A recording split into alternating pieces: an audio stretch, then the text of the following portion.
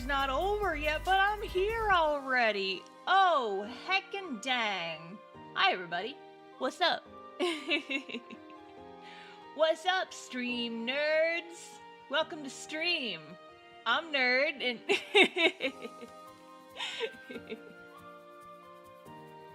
We're starting a little early, because I was just sitting here waiting for the timer to count down, and I was like, I'm fucking bored. Whatever, I'll just start the stream, I don't care. Is that CGI hands? We're not going to talk about the 3D model hands. I was having some trouble the day that I sketched this. I was like, no, you know what? Fuck it. Fuck it. Fuck it all. She came early, don't praise it. Phrasing. But yeah, I started stream early because I was just sitting here, sipping my water, watching the timer go down, and I was like, you know what? Fuck it. I'm bored, I want to draw. Stream go. Stream is go. Yeah, how the heck are you guys doing today? I had a slow-ass day. I'm working right now, don't tell nobody. Guys, don't tell anybody, Jay's watching a stream on the clock.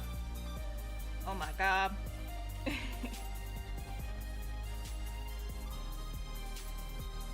Oh my god.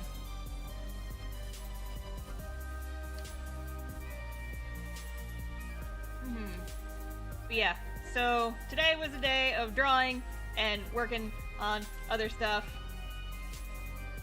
I don't know if all of you guys saw. I would assume that at least some of you saw, but for those who didn't, Castoff's early access on Tapas launch was today. Yippee-ka-fucking-yay! So basically now, if you've wanted to see Castoff pages in advance, and you haven't been able to afford the Patreon, you may now unlock stuff early on Tapas, which is cool and neat.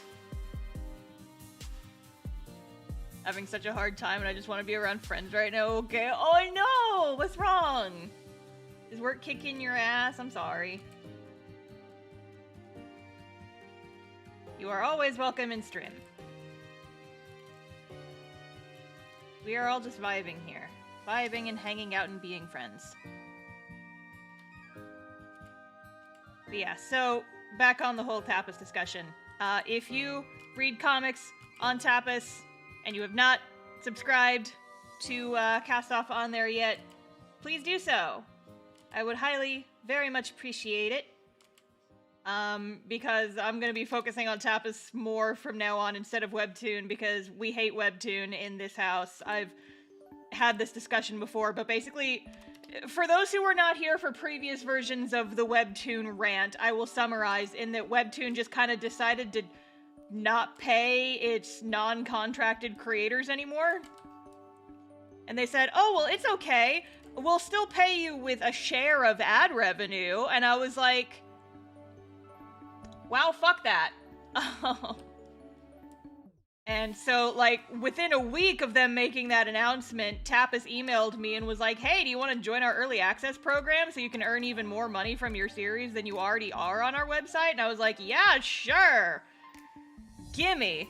So, basically, I'm going to be prioritizing Tapas a lot more now.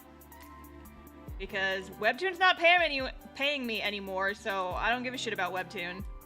And Tapas, I'm actually making, like, it's gonna vary now. I was on their creator program, their, like, partner creator program. I forget exactly what it was called. I was on that until today. And that was similar to the old style of Webtoon payments where, like, you know, you get a certain amount of page views every month and they just drop a stack of cash in my lap, depending on how much I made that month, or how many page views I got. But now it's going to vary pretty significantly, just depending on, like, how many page views or how many people unlock early episodes. So if you want to support the comic, you can do that by unlocking episodes that you can unlock by, like, getting stuff with their in-app currency. It's called Ink. You can buy it, or alternatively, you can just earn it by like watching ads and playing games and some other stuff. So it's a way that you can help support the comic and also read pages early if you don't have the disposable income to join the Patreon and pay every month. So there you go. It's like the equivalent of a quarter to unlock each episode, and each episode is about 2 pages. So it's pretty neat. IMHO. And so I'm hoping that it works out well. Folks I've talked to have said that they make more with early access than they did with the creator partner program. So I'm hoping that ends up being true for me as well, because that would be nice.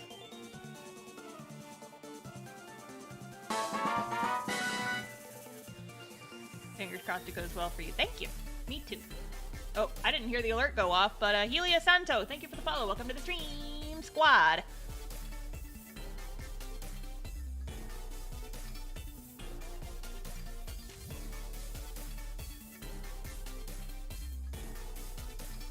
But yeah, so that launched today, so that's an exciting thing.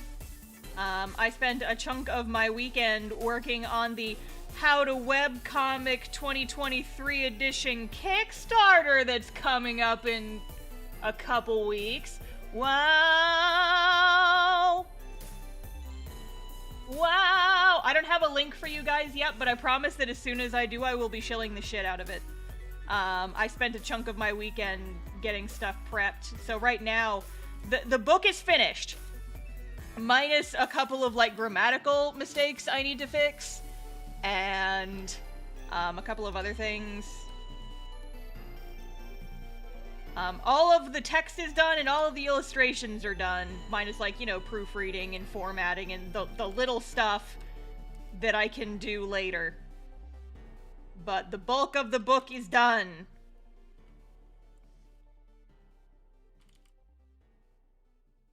And so I spent some time, like, getting art for some of the extra merch I'll be offering together. Because for the original How to Webcomic Kickstarter, it was pretty much like just the book, and then I had some extra stretch goals for like a sticker. But this time I think I'm actually gonna have like proper add-ons. I'm gonna have a little set of 2 stickers. And so I'm gonna have that once those are finished being designed. And then I'm also gonna have a pin. So.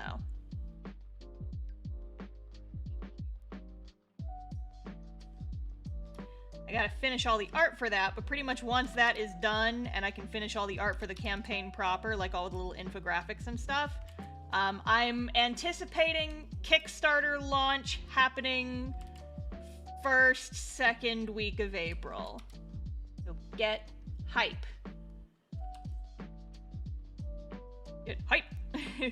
Again, once I have a link to post for you guys, I will be shilling the shit out of it. But I do not yet because the project has not been approved by Kickstarter just yet.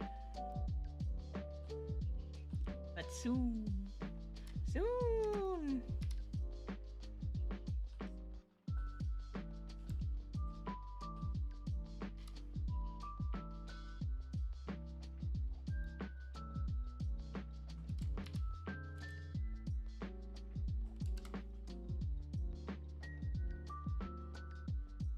Biggest Kickstarter event ever. Will blow everything else out of the water. I don't know about that.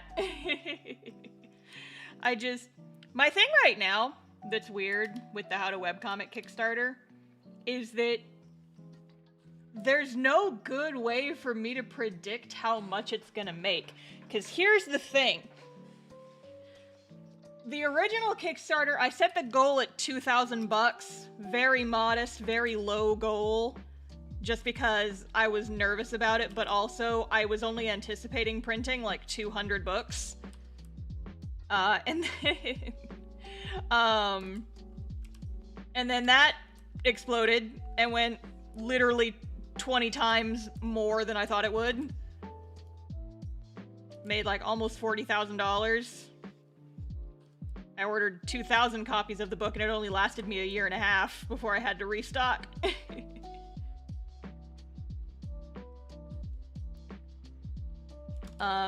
But here's the thing. So I've sold approximately like 2,000 copies of the book, right? I mean, not quite that many. Physical copies anyway. Like ebooks are an entirely separate matter. I sell like 3 to 10 copies of the ebook like every single day, basically. Fucking book is paying for my house. But the thing is that a lot of people, like my main target audience that I would be advertising to buy the book, they already have it. So I'm not sure. It's like I'm anticipating, honestly, making less for this Kickstarter, because a lot of people who would want the book already have it, probably.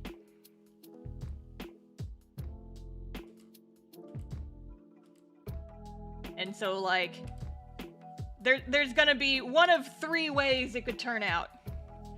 It either makes less than the original Kickstarter, which would not be surprising. A little disappointing, but wouldn't be surprising. B, it makes about the same, which would honestly be very good, and I would be very pleased with those numbers.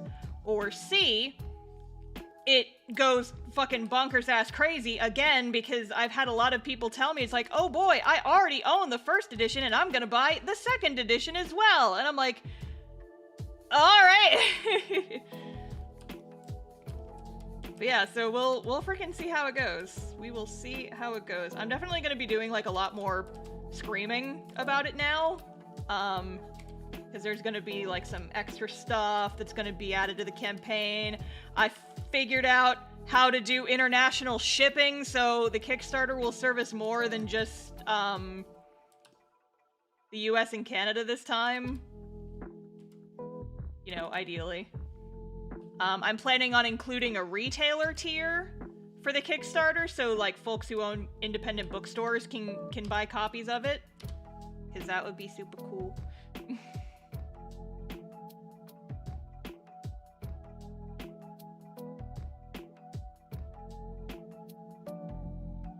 Tap into that collector brain, shout about how it's the new edition. Oh, I certainly am going to be. But I mean, I'm also being honest with people, like, hey, listen, 144 pages of this 200-page book are the same as the previous edition.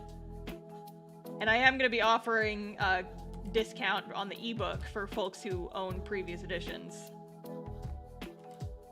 But, I mean, listen, if people want both editions of the book, I will not refuse them.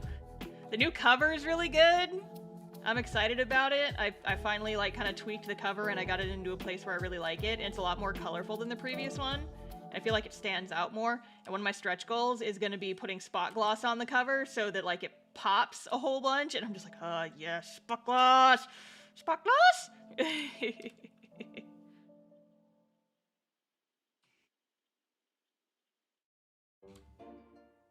If you haven't seen the new cover, it's on my Twitter. I posted it a while back. If you go on my Twitter and you go on my media tab and you scroll down a little bit, you should be able to find it. If one of my mods wants to try and find like the actual link to the image, feel free. But I'm streaming, so I don't have time. I'm going on a little scavenger hunt if you want to see it.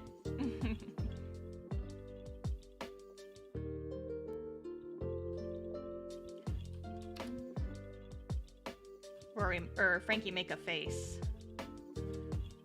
Frankie make a face. Everybody on this page make a face, let's be real here, but...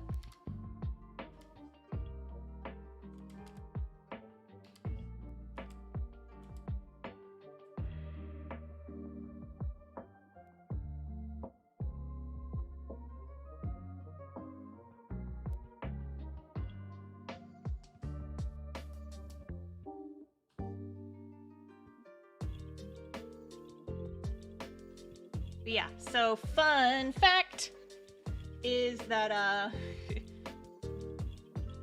actually managed to get ahead of my workload a little bit for once in my fucking life. because I have now... I'm not gonna finish all of them this stream because I don't think I can ink 4 pages in 3 hours, but I usually just sketch pages, like, as I go. So I sketch 2 pages a week every Monday morning, and then Monday afternoon I ink them on stream, and then the next day I color them. Well, I actually got a little bit ahead of my work schedule this week. It started last week, but it's continuing this week, and I would love to keep up the trend. I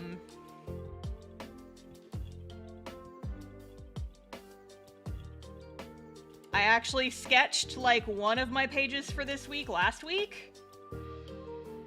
And then today I just sketched 3 more pages, because these pages are, like, way less intensive on backgrounds and stuff. I was like, oh, hell yeah, I am absolutely gonna take the opportunity that this has afforded me, and I'm gonna get ahead on my sketching, because, like, the next several pages, boom, barely any backgrounds, boom, barely any backgrounds, boom, barely any backgrounds. It's just a lot of characters having discussions. And I'm like, yes, I don't have to draw crazy complicated backgrounds on, like, every single panel of this page. Yay! So I actually, you know, got a little bit ahead. I still have to work on Kickstarter stuff, so I don't think I'm gonna finish all of those pages this week. But it just means that my workload will be a little bit lighter next week at the very least.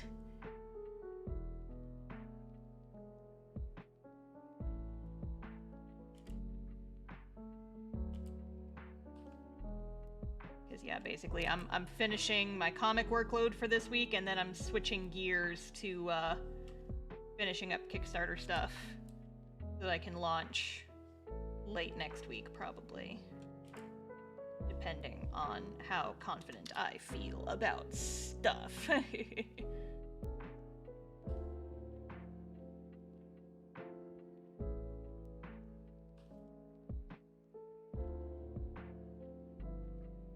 Yeah, prepping for the How to Webcomic Kickstarter is just giving me ideas and making me get all excited and bubbly about eventual Castoff Volume 1 Kickstarter, which ideally will be happening before the end of the year, probably sometime in, like, late summer, early fall.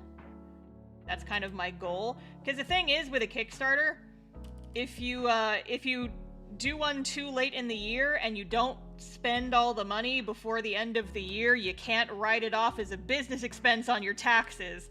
And that sucks.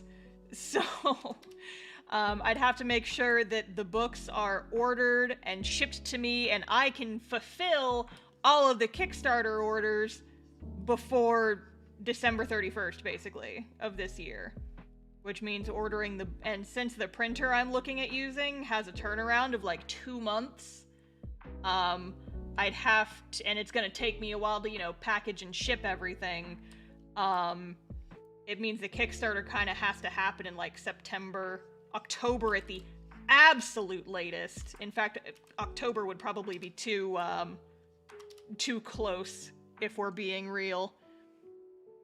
A little bit too close for comfort. So like September at the absolute latest, coming hot on the heels of the How to Webcomic Kickstarter. I'm basically gonna finish that one and then immediately, like, as soon as I finish fulfillment on How to Webcomic, it's like, hey, here's another one, bam!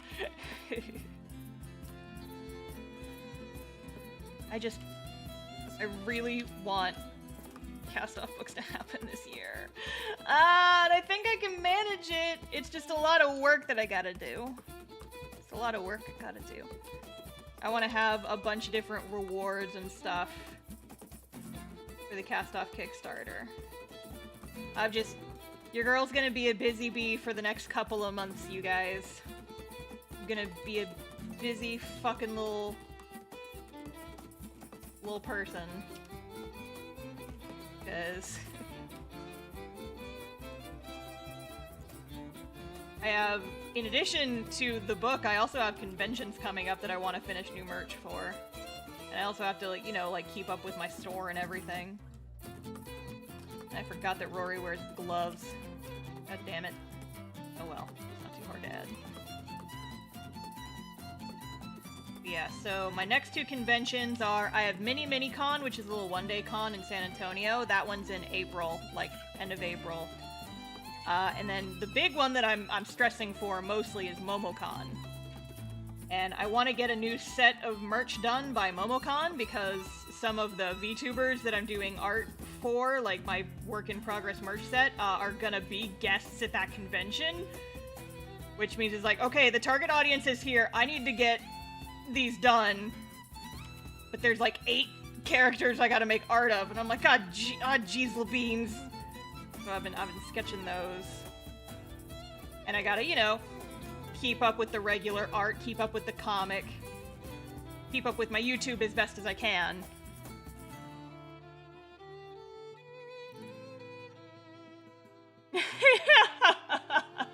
I knew Jay was gonna say something about that. This lady busted down my virtual door last night, still working, and was like, hey, I found more work. Star go, brrr. Yeah, well, it wasn't hardly anything, okay?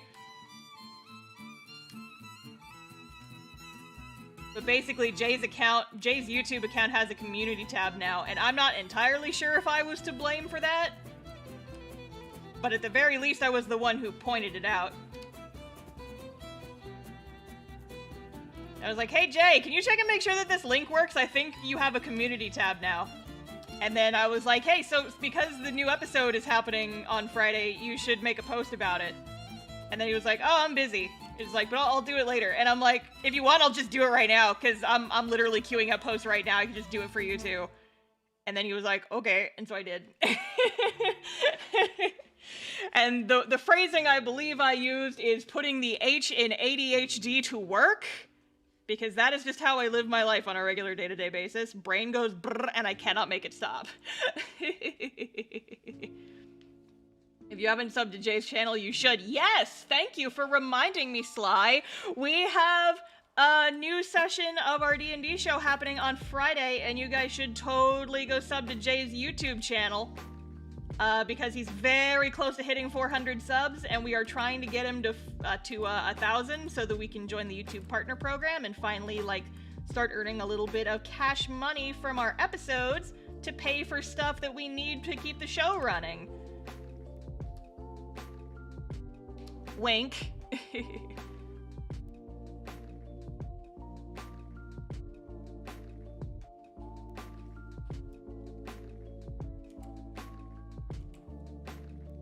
But yeah, again, just disclaimer. I've never, like, officially been diagnosed with ADHD or anything. Brain just goes brrr. And it very much helps that, I do what I like for a living, and so it's easy for me to stay focused on the stuff that I like to do. Like, shit like doing my dishes gets put on the back burner. But I can put the brain chemicals to work because I like what I do as a job, and what I do as a job is drawing pictures of my OCs and making people cry about it.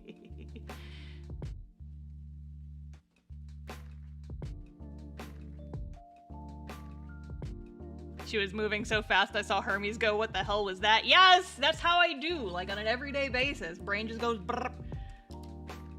But I want to be abundantly clear, despite how fast the brain go brrr, I do still have, like, I do take time to myself. For example, I spent an hour today playing Pokemans, because I started over a new game. Again. Because I'm one of those people who can't, if I can't sit down and finish a game, like, not all in one sitting, but, like, if I get distracted by another game and then I try to come back to the first game, I'm gonna get confused and I'm not gonna know where I am, and the vibe will be entirely off. So, for the third time, I have started a new game in Pokemon Violet, and I'm determined to actually, you know, finish it this time. And I do get a full 8 hours of sleep every night, and because I am probably, I don't think I actually am, but the best way to say it is that I am pretty much allergic to caffeine. Every time I have caffeine, it makes me, like, sick, and I have no tolerance for it, so I get, like, the super crazy jitters. So I don't drink caffeine. I wake up every morning at like 7:30, 8 a.m. ish with no no alarm or anything, just 2 hungry kittens and a zest for life, basically.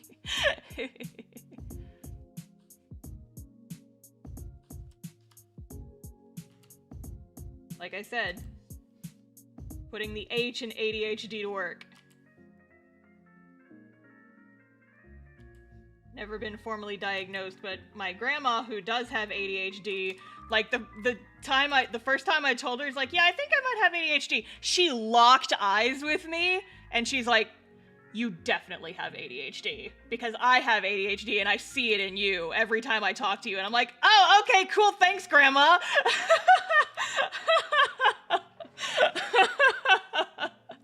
It's very funny. I'm like, well, survey says. You're also self-employed, so you don't have to wake up to an alarm at stupid o'clock to sit in traffic. Exactly. I don't commute anywhere. In fact, I haven't left my house in 3 days. Because I just get tired and I don't want to put on pants to go take a walk. I need to get back into that, though.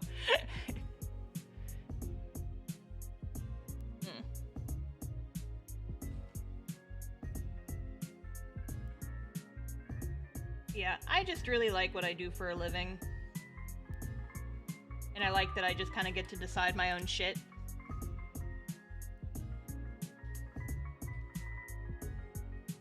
And sometimes I just get impatient and I'm like, hey, do you mind if I do this thing instead of waiting for you to do it? And people are like, okay. And I'm like, cool, bye.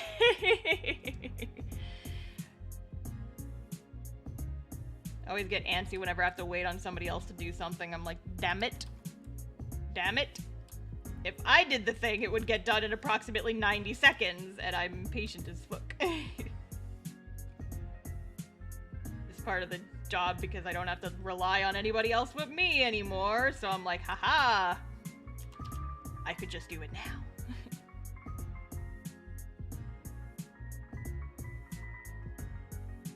It can get lonely, though. I hope you're doing alright on that front. Yeah, I'm okay. I'm an introvert by nature anyway. I wish that I had friends who lived physically closer to me. To the point where, like, I'm probably gonna end up moving here in a couple years. Once I can afford a house closer to the city. But I'm okay for right now. I'm still very close with a lot of my, like, friends because we all have a group chat together. We play D&D once a week. And now I'm in 2 campaigns with another group of friends, and one of them is our one on stream that you guys should totally watch because our next session is happening this Friday. And I love our characters, and I was thinking about the campaign last night when I was like getting ready for bed, and I'm like, oh man, what's gonna happen on the next session? Oh man, what's gonna happen? I don't know. Yeah, Jay, I did it again. I'm shilling your shit. But yeah, I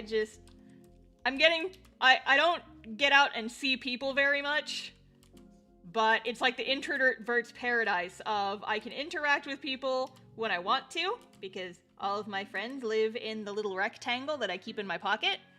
And I also get like talky and human interactions. One with stream chat, which is, you know, a little one-sided because it's just me talking at chat. It's not quite the same, you know. But also it's like I play D&D like several times a month now. One game that I DM that'll go anywhere from like 1 to 4 sessions a month. It's like we try for every week, but of course not everybody's schedule works out perfectly. And frankly, I'm okay with it because I'm the DM and it's a lot of work. So I appreciate my breaks when I can get them. But then it just recharges me so that the next time we have a play session, I get to see all my friends again and we get to go on fun little adventures in our imaginations, and it's fun.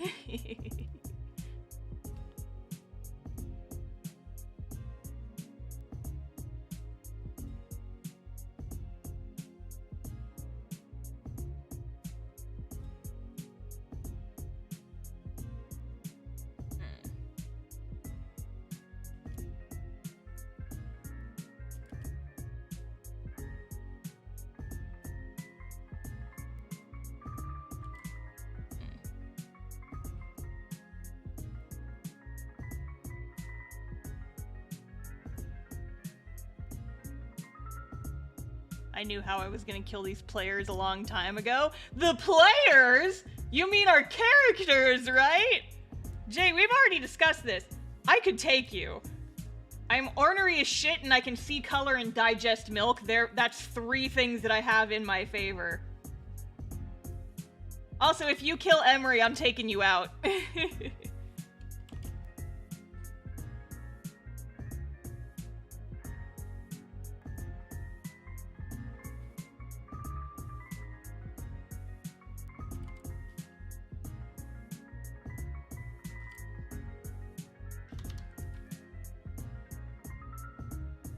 Haha, I'm in danger.gif. You won't be as long as you're... Listen, I don't need you to be nice to Emery.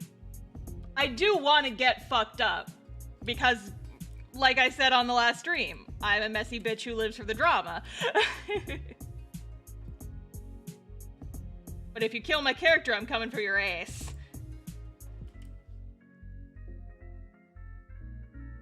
I'm the one who's been helping you get subs on your YouTube channel, Jay.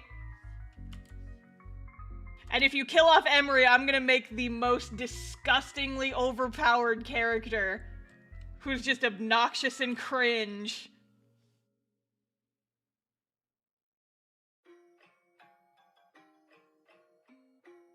I'll kill Tim and use that to hurt Emery. You can't kill Tim! That's illegal! I've been chilling his ass on Twitter as well. Yeah, well, if listen, you and I are on the same team here, Sly. We can both fuck him up. Blackmail.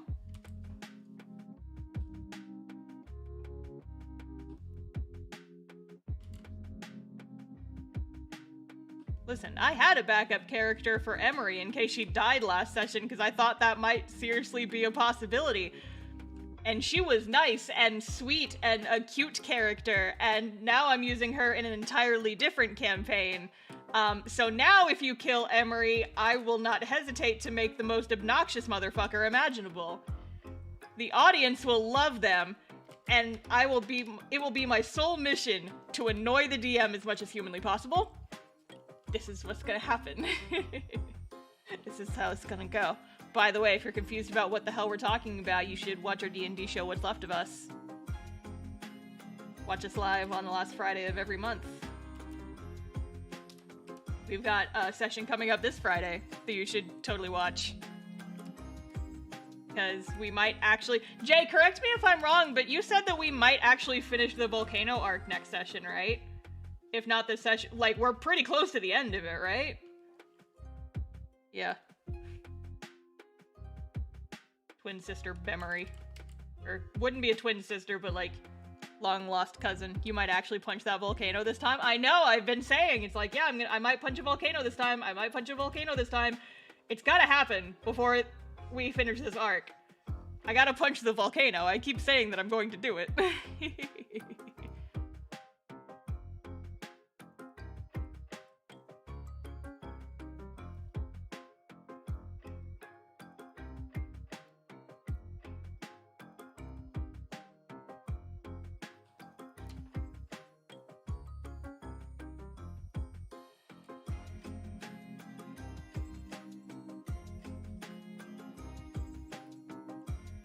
I should get my ass in gear and finish writing the train and volcano module so people can buy them. Yeah, you should!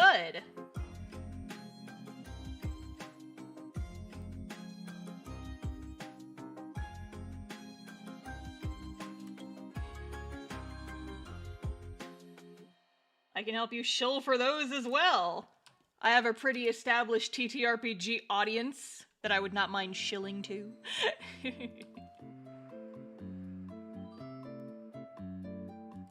Oh yeah, I heard Cave is kind of blowing in this direction.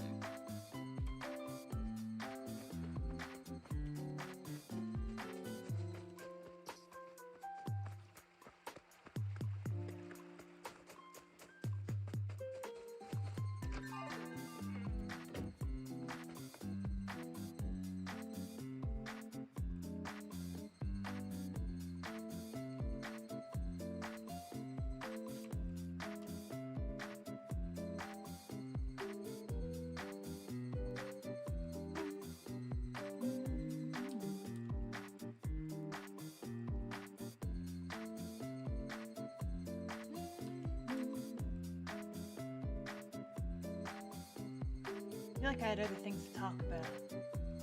I don't remember any of them. I'm just vibing today. Welcome to stream, we are simply vibing.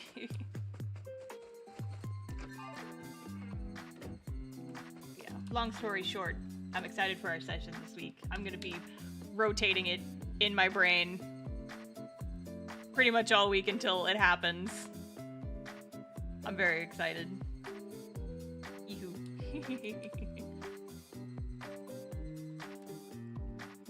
Now I've got 2 characters to rotate in my brain. Because I have Verity too! And she's on like an alternating schedule. And I'm like, I gotta hyperfixate on one or the other. Depending on who's getting played sooner.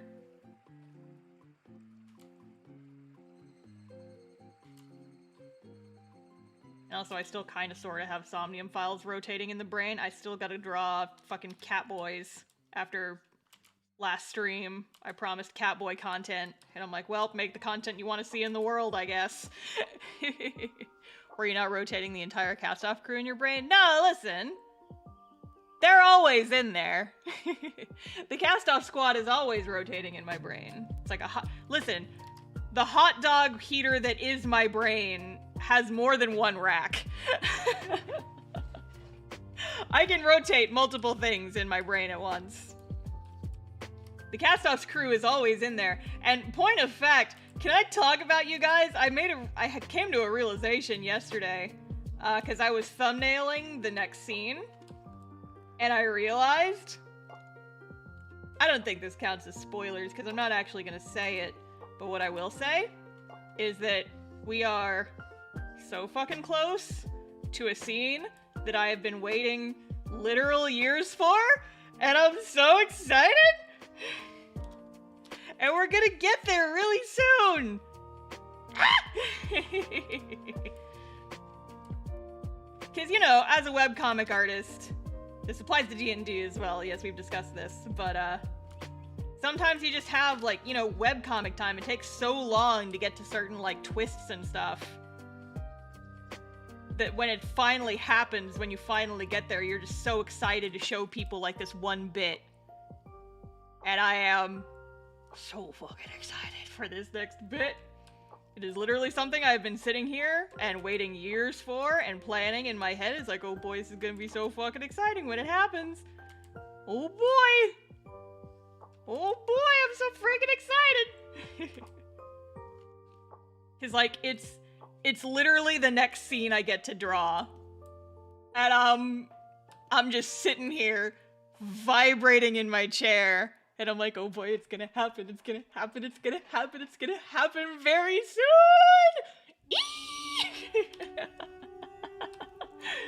Now, is it a good thing that happens? Is it a horrible thing that happens? I'm not telling.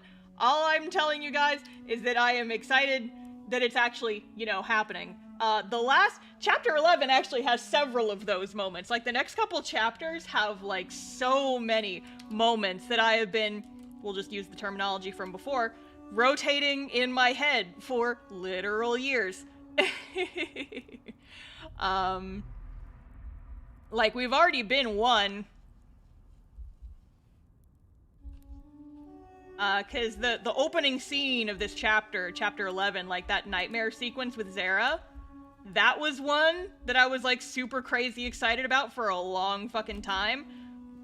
The final product ended up being different from how I originally envisioned it, just because it's like, okay, if I phrase it this way, it's gonna like possibly spoil too much, so I need to like tone it down a little bit. So it wasn't like exactly how I originally planned it.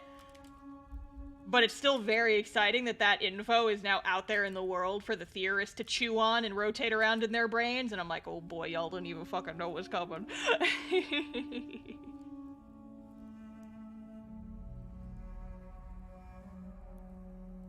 When you have all the build-up and it's just an absolute shock to the reader, but everything makes sense when you look back through the entire series, and it's amazing. Exactly, exactly, exactly. That's what, like, all of my scenes I'm excited for kind of lead to. It's like, oh wait, this has been foreshadowed for a long fucking time. And I'm like, yeah. Yeah, it is. You get I mean, that's what excited me so much about the original Somnium Files, not the sequel quite so much. The sequel is a video game. Okay.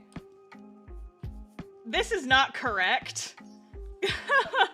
I just realized, like, it's like, okay, Vector, the perspective on your feet is fucking wackadoodle crazy.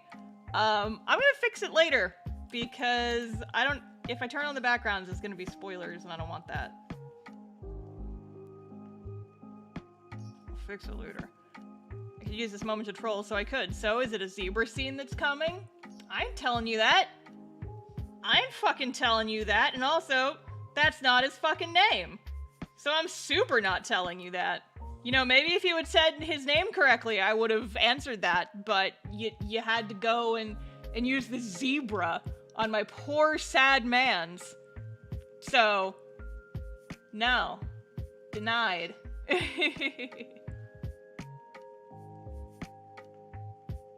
There's a zebra in Castoff? No. There isn't. It's just a sad man, I see. Yeah, no, sorry. As much as I love zebras, there aren't any in Castoff, no matter how much the Discord would like to convince you otherwise. There is, however, a grumpy goblin, and that's this bean right here.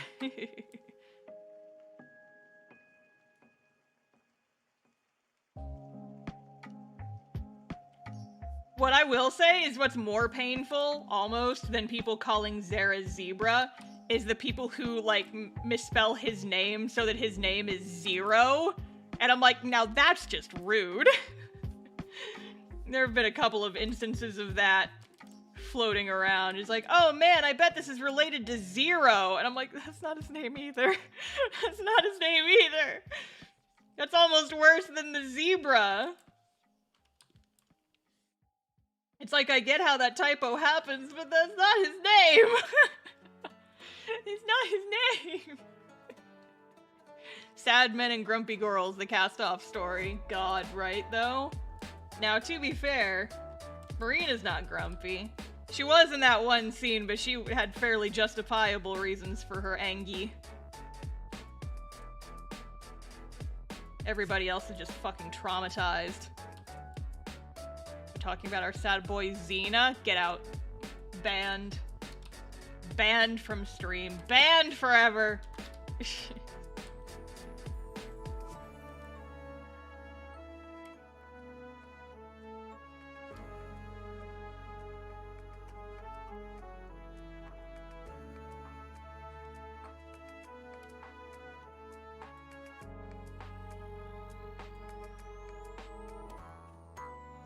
Oh, good God. I'm just gonna ignore the Twitch chat for a few minutes. Just stop. It keeps getting longer. How does it keep getting longer? I am in pain. I am in pain from all the fucking nicknames. He's already so sad, and now you guys just keep making fun of him. My poor mans. If his name gets longer, then the demons won't have power over him. God, I sure fucking hope so, because it doesn't seem like it's gonna stop anytime soon. Shit. Get to catch another one live. How you doing, baby? Doing okay. Chat's teasing me. What else is new? Talking about mechanic while drawing mechanic. His name is Zero because that's how much ass he has? I hate it. His name is not Zero. He has a name, and it's Zara. His name is not Zero, or Zebra, or whatever the fuck Discord keeps calling him. It's too long for me to even remember, and you guys have to fucking copy-paste it because it's too long to type out every single time. I hate it. I am enraged. Unforgivable.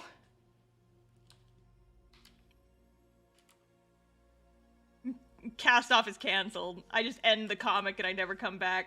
I just abscond into the woods. Eventually, people find a note that I left behind.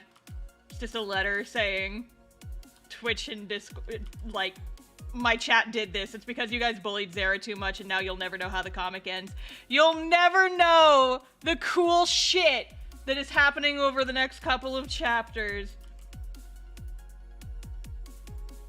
There's so much cool shit that I've been excited for years, and you guys are never gonna get to see it because you made fun of Zara and his flat ass too much. And you will have no one but yourselves to blame! I'm holding you guys hostage. With the story that I make for you! For your enjoyment! Entirely for free! Out of the goodness of my own heart. You betray me like this. If you leave us, could you please turn Hydrate back on before you go? No. Oh, stretch break? Okay, stretch break. Everybody stick your hands in the air like you just don't care. Stretch time.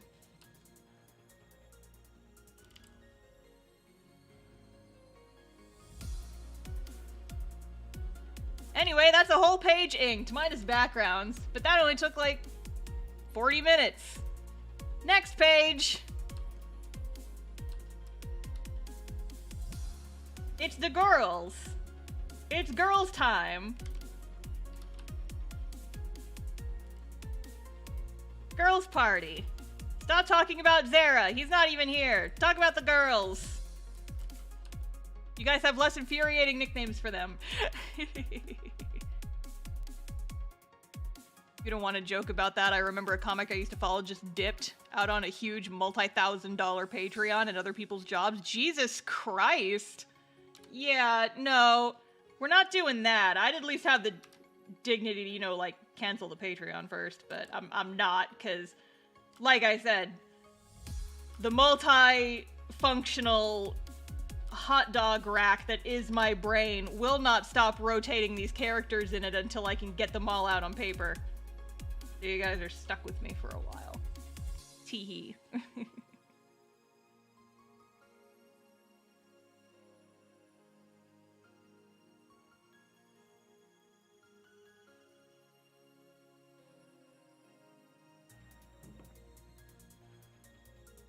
Girl's gonna meet up with the Zell squad soon.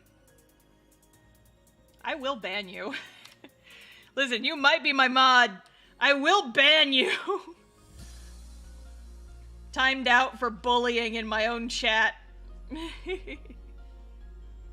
This big comic that was huge back in the day, but I remember it was so big they got handpicked to even table at Japanese cons. Damn.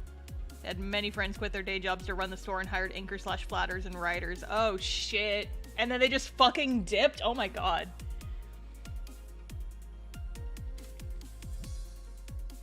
Yeah, no, I'm not gonna do that. We won't be doing that, chat. Don't worry about that. But holy shit. Rita has a cute nose. Thank you. I may have a little bit of same-face syndrome in my art, because I just like giving characters like big ol' eyes and stuff. But at the very least, I give all my characters different noses. Because I feel like noses are just like such a important part of the face. And so many people draw their anime girls like pugs. They don't have noses. I'm just like, no, noses are cute. Let them smell! And it's like, yeah, some of them are a little bit samey because, you know, I have a very simplified art style. But I try to give everybody a different, unique nose shape.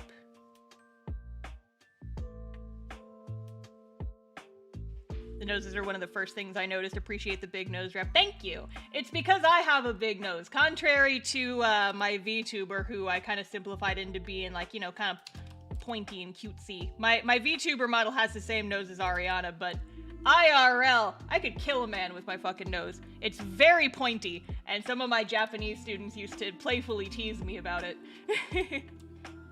They said I had an American-style nose, and I was like, yes.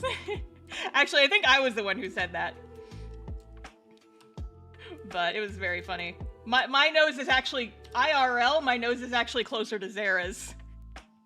I always get surprised whenever I see a photo of myself from profile view, because I'm like, whoa, what the fuck? Oh, right. You can use your nose as a samurai sword. No, legit, if I, like, tripped and fell and hit my face on someone, I could kill them.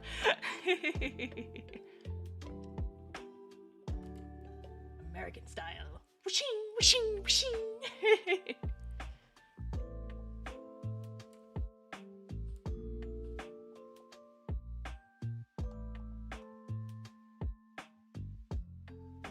I think your art looks fantastic. The same eye/mouth syndrome is better than having the same nose and head shape. Yeah, thank you. Oh, save? Okie dokie. But yeah, it's like my thing is I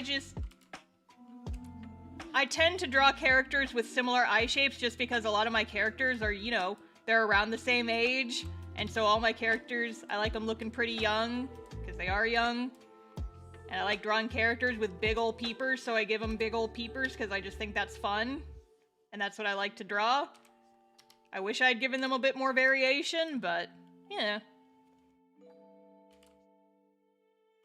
But that just means that I do like to take contrast where I can get it in other ways. Which is like giving everybody a different nose shape.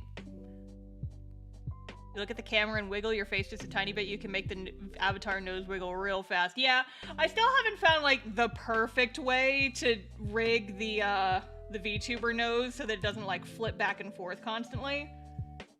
But, you know, I'm satisfied with it for now. It's just that's the trouble, is drawing. I don't know how to draw noses very effectively straight on.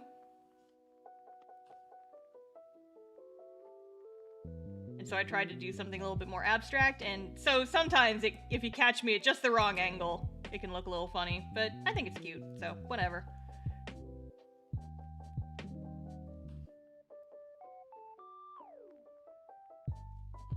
Big ol' eyes. Oh yes. Big ol' peepers. Big ol' peepers.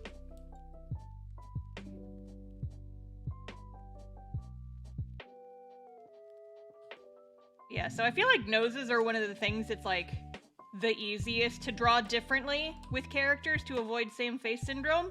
But so many people draw so anime that they don't even draw noses on their characters at all. And I'm like, give them a nose! They need to breathe. Noses are cute, and it can be a really cute way to, like, show, like, different face styles. And so many people just don't draw noses on their characters at all, and I'm like, come on. The nose wiggle is part of the experience? True. Very true. Yes.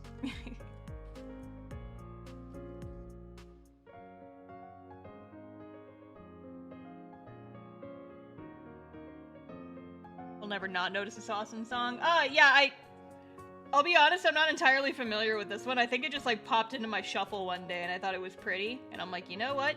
Yeah, this goes on the Stream Jams playlist. It's a jam.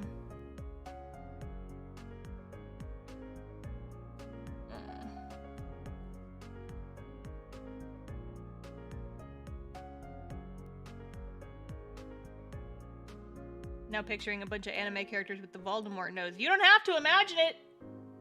That's how some anime art styles just are. No noses at all. I'm just like, come on! Give him a nose! Please! Why do people hate noses so much? And to be clear, this is obviously not like every anime artist or whatever. Not all art styles, but I like drawing noses because they're a fun part of the face.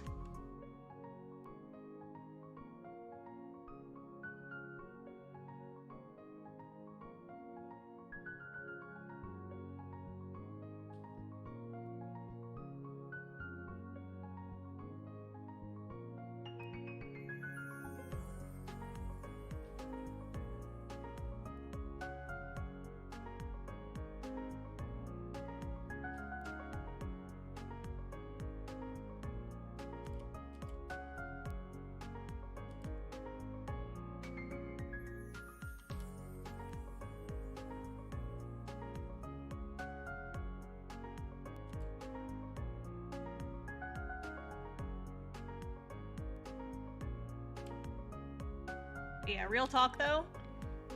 I've been kind of grumpy. Not like mad, but just grumpy, you know, a little bit recently about like just my anatomy, because I can feel my anatomy skills flagging a little bit just because I don't practice enough. I'm like, dang it, I would love to go to like a freaking life drawing class, do some exercises, do some like actual practice at this. I feel so out of practice, but if I wanted to do that, I'd have to drive it like an hour minimum to go into Austin and do it. Whoa, whoa, whoa! Hi, what happened? What happened? What happened? Goblin Gamer Life, thank you for the raid! Welcome, everybody! Hi! What's up? I've introduced myself real quick. Hi, my name is Star. I'm a VTuber, also an artiste. I'm drawing my webcomic. It's called Castoff. If you type !comic in the chat, it'll bring up the link. But yeah, hi everybody. Goblin Gamer Life, thank you for the raid. How was your stream? What were you working on? What were you doing? I hope it was a good stream. Hope the stream is going well. This looks awesome. It is going well, and thank you. I hope your stream was good as well. Also, in case it wasn't abundantly clear, I am Yes, dun dun dun, thank you. In case it's not super obvious, I'm multi-streaming on both YouTube and Twitch, so if I respond to a comment that you personally do not see in your chat, it was probably on the other stream. Everybody in YouTube, say hi, Twitch! Say hi, Raiders, in the chat. You're just playing some modded Minecraft? Ooh, Minecraft. I've never played Minecraft. I don't know what a Minecraft is, and at this point, I am too afraid to ask. I feel like one of these days, I'm just gonna have to make, like... I'm gonna have to do a subathon where, like, some sort of event where I play Minecraft for the first time, and you just watch me be inept. That's kind of crazy. Yeah. Minecraft is a game about a game and a game about a game. Oh, I thought that's what Stanley Parable was about. We streamed that. Hi, Raiders and Twitch, we are enemies. No, we're not! Twitch and YouTube get along challenge. But yeah, so it's actually, I have a very funny anecdote about this. So I've never played Minecraft, but a couple of years ago, I hiked up Mount Fuji. It was like the last thing I did back when I still lived in Japan. It was the last thing I did before I left the country for good. And on this hike, I was in a hiking group with a bunch of other English speakers. And one of the groups of people was a family of like, I forget how many kids they had, but I mostly talked to like the parents, right? And you know, we were like hiking up at about the same speed. I'm not super athletic or anything, so I was kind of trailing behind with my brother. And like their kids were also going a little bit slow, and so we were just kind of like getting into conversations and stuff. And at one point, like we had stopped to kind of like take a break and eat a snack or something, and and the mom just goes, you know, we've been sitting here talking, and I just gotta ask you, are you, like, famous or something? And I said, no. I mean, not really. It's like, I've got a webcomic, but this was in 2019. This was well before, this was, like, years before my YouTube took off. I had, like, less than 1,000 subscribers on Twitch at this point. I streamed, like, once a week. And I'm like, so why do you ask? And she said, well, it's just because your voice sounds so familiar. You sound like one of the people that my sons watch play Minecraft. And I was like, okay.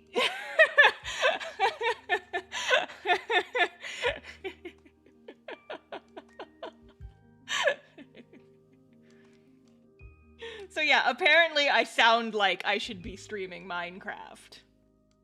I sound like a Minecraft streamer. I never found out who my Minecraft vocal doppelganger is, but apparently there is at least one out there.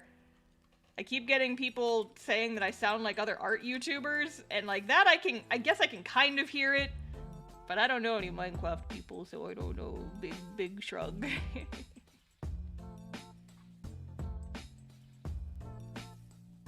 Minecraft was based on the Stanley Parable. Wow, amazing.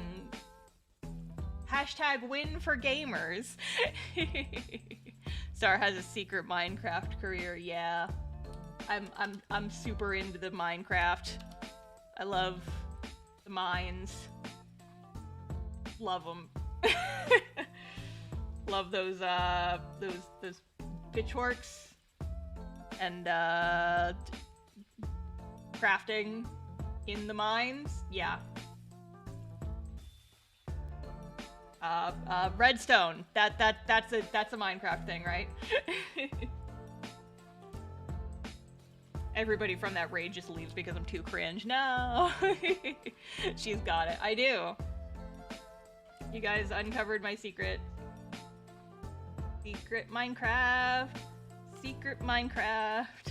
Secret Minecraft. What is Star secretly one of those Minecraft PNG tubers? Maybe. You guys will never know. Wait, did you play the update where you have to craft the mines themselves? What? Whoa, crazy.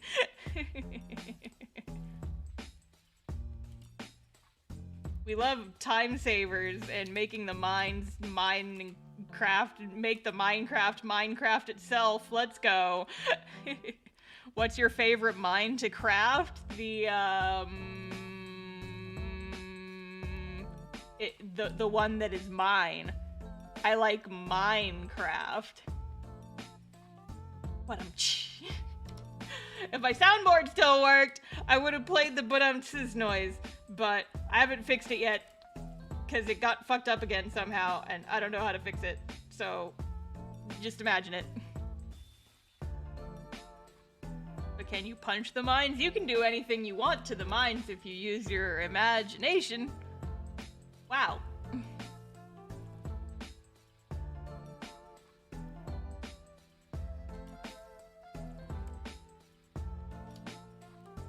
Real talk though, it's actually kind of funny.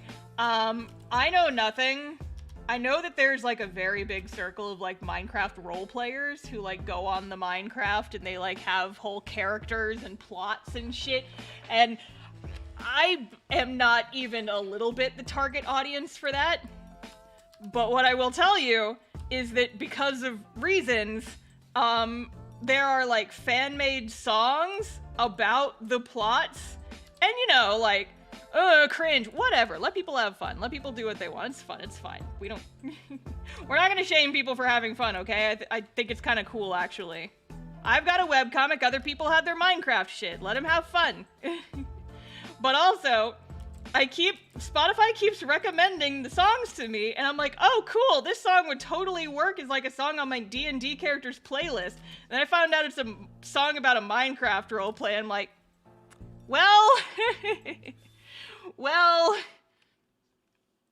I'm using it anyway. I don't know the content. It's like when you find a good song and then you find out it's like a My Little Pony fan song, and you're like, well, there's context here that I'm not familiar with, but the song still slaps. So you're just like, well, okay. Discord! No, that's exactly the song I was talking about! Shut up! It's such a fucking bop, right? And everyone thinks it's a song about Homestuck. But no, it's a song about My Little Pony. Oh gosh, I remember back in the day. It's still a good song. It's still a good song. Can't call me cringe. I'm a VTuber. You think I'm allergic? You think that I'm gonna get insulted by someone calling me cringe? I'm a fucking anime girl on the internet, drawing a webcomic. You think I care if people think I'm cringe? No. Cringe but free. Exactly. I'm a fucking anime girl on the internet, and I will listen to the Minecraft roleplay songs if I want, because they fucking slap, okay? Okay. star was born in the cringe, molded by it. Yes, like, I very specifically have 2 songs. They might be about the same, Minecraft person. I don't actually know. I haven't looked into it. But there are definitely minimum 2 songs on Emery's character playlist. Emery being the D&D character I play for our show, What's Left of Us. Drop that link in the chat right now. She definitely has 2 Minecraft songs on her playlist. Because they fucking slap. And they work for her character arc. So I'm not gonna take them out. That's what I know about Minecraft.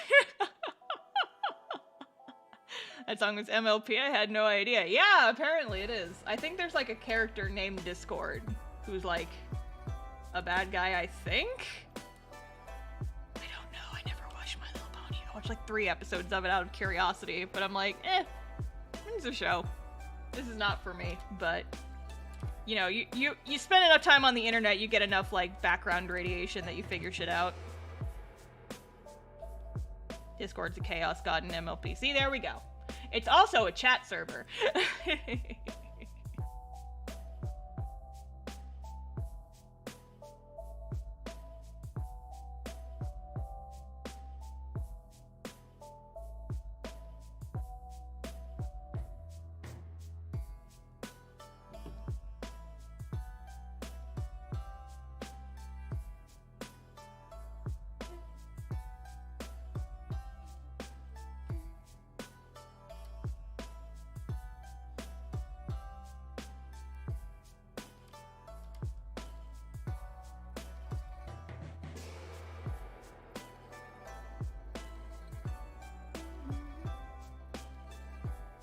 Nice D&D series and great webcomic star. Can't wait for the next episode. Weeb and Gaming Inc. has officially joined the Cool Kids Squad. Thanks for watching our D&D show.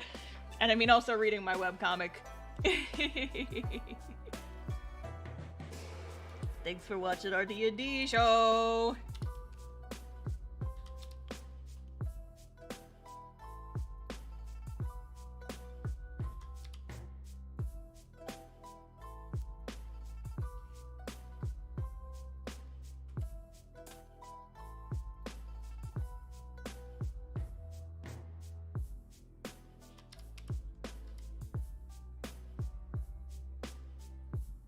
Good gods, he's gone Cool Kid too!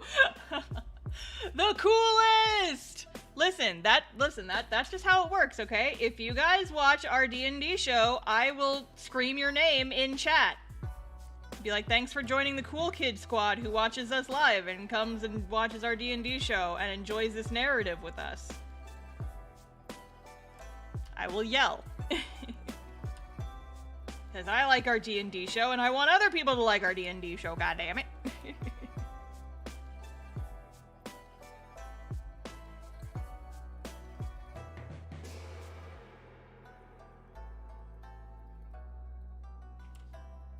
However, I was lamenting to Jay and the rest of the squad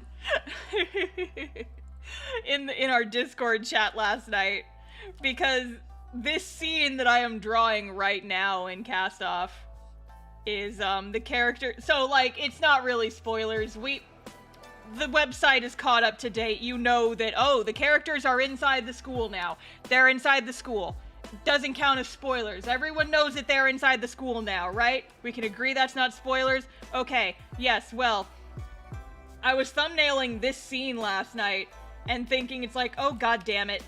I wrote this scene literally years ago. I finished the script for this scene a long time ago, but it's bearing such a resemblance to some of the stuff that's happening in D&D right now, where the whole arc is there is mysteries afoot, but there's a certain angry girl character who does not want to solve the mysteries because of reasons, and I'm like, god fucking damn it.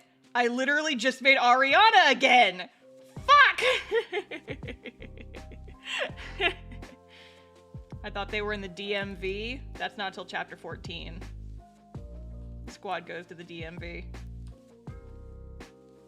Spoiler alert, I guess. But yeah, here, let me grab the picture that I made because I thought it was funny. I made an edit last night because it felt necessary. Here. The writer's barely disguised favorite character personality type. That's that's how I'm feeling. That's the vibe. Is that oops, I accidentally made the same character twice. Oops. Oops, Emery and Ariana are basically the same character. Oops. Oopsie doodles. I just love angry female characters with tragic backstories who are out on, like, revenge quests. Oops! Can't help it. Can't help myself. I've only gotten to the part of what's left of us shortly after Emery and the others break that guy out of his house and they reunite with Sparks and meet the Manticore, but it's still pretty good. Well, thank you! Thank you for watching our Dungeons & Dragons show. It only gets better from there. I mean, legit, our most recent session was so much fun. I'm still rotating it in my brain in the hot dog roller that is my brain space. They're even both fighter wizards. Yes, they are! They're both, like, primarily fighty and punchy and whatever and, like, physically violent, but they also have magic, and I hate it. It's like, god damn it. I just made the same character again! Shit! Ah! Ariana clones are endless. Don't call her a clone. She's my baby girl. I just put her through so much shit. And they both blow up trees, probably at some point. Yeah.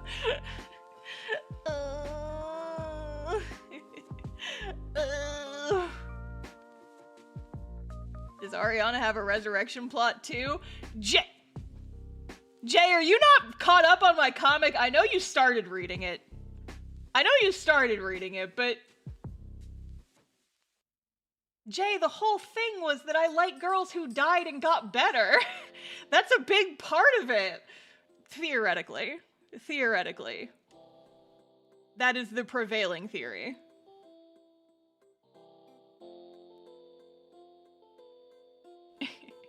Jay, if you were caught up on my webcomic, you would know this by now, sir. I know you started reading it, but apparently you haven't finished it yet, because if you were caught up, you'd know that.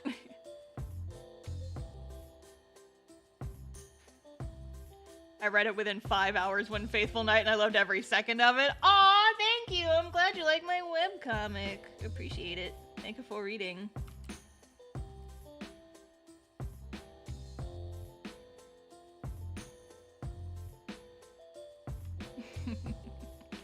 Star doesn't just have a type, she is a type. Are you implying that I have also died and come back recently? Because you can't prove that. I burned all the records. I'm on chapter 3. Oh. You got a storm. Honey, you got a big storm coming. Quick, everybody laugh at Jay because he's so far behind. He doesn't even know. That's assuming Emery died. Y'all don't know. Star doesn't know. It's true. It's true. Fighting type. Star feels fighting / fairy type. Okay, are you guys gonna assign me a Pokemon type now? Listen, I'm into it. Personally, if I had to choose fire electric type, because those are my two favorite types, I don't think I'm quite girly enough for fairy type.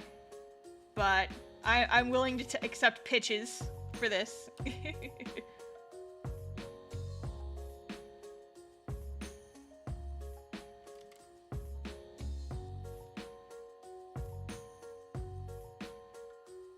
But yeah, I mean, to be fair, Jay, Emery might have died and she doesn't super know yet. It's a little unclear.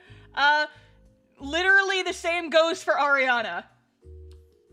Sources say she may have died, but it's still unclear. Still not entirely, still not entirely revealed there. That's why. Yeah, that's what I'm saying. That's what I'm saying. They're the same fucking character. Are these sources you, Star? Me and, you know, the comic that I'm making. Is there also political drama with her family? There actually isn't. There actually isn't. There is drama, but it's not political drama. There certainly is some fun.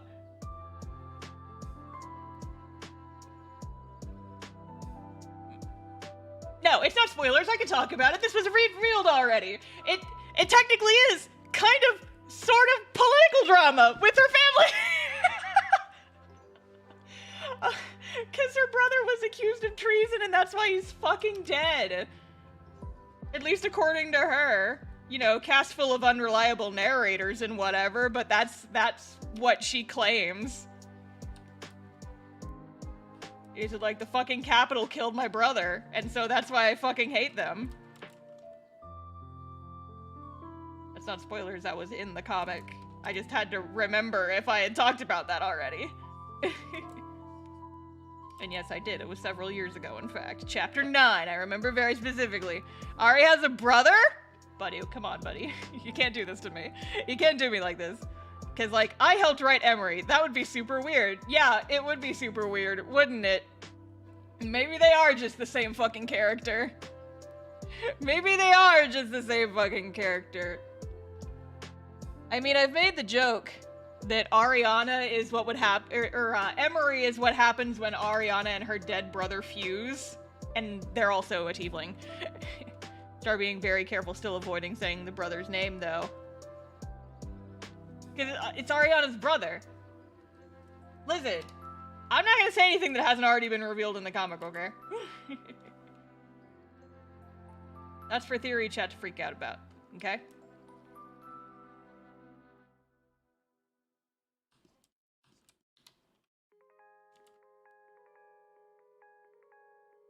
His name is Brother, yes. Confirmed. His name is Ariana's brother. It's like in Fairly Odd Parents where the dad's name is just Dad.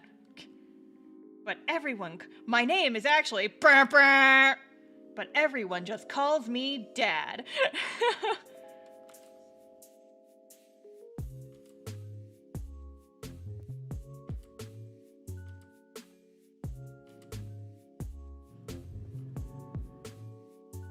Ari's brother is dead? Buddy, come now. Yeah, he's unalived, actually. Luca, Ariana's brother, Marcel. Who's Luca? There's no character in Castoff named Luca. I don't know who that are you talking about, like the fish boy from that one movie? That's the only Luca that I know about.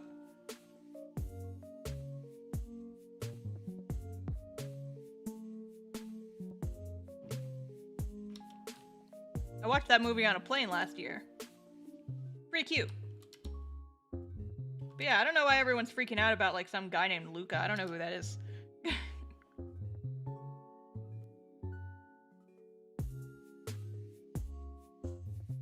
Why did I think Zero was Ari's brother? There's no character named Zero in Castoff either! Why are y'all doing this to me?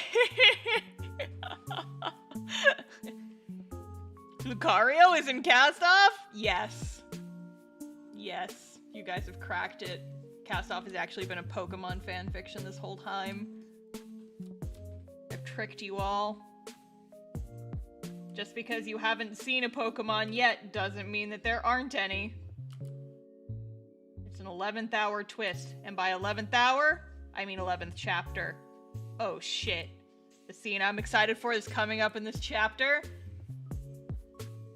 It's when it's finally revealed to be a Pokemon crossover. Because you know what's hiding in this abandoned school? Bunch of fucking ghost Pokemon. Oh, shit! Zubrib is in Castoff, right? Who the fuck is that?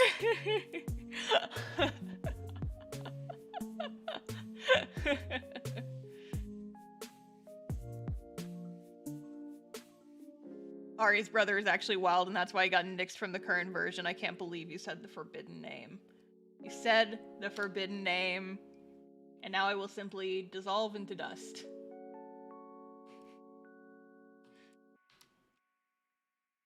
I will simply pass away. I will pass away. His Castoff is obviously wholesome Christian Bible spinoff. Sure. Sure. With Pokemon, though. It's gotta have Pokemon in it.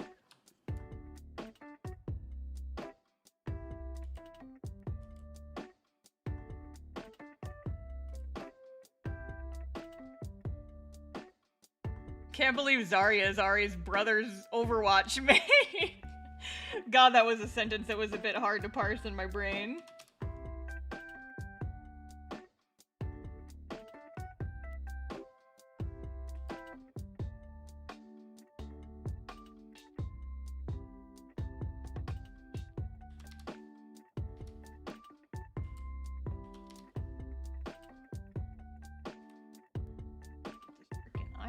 Shall we?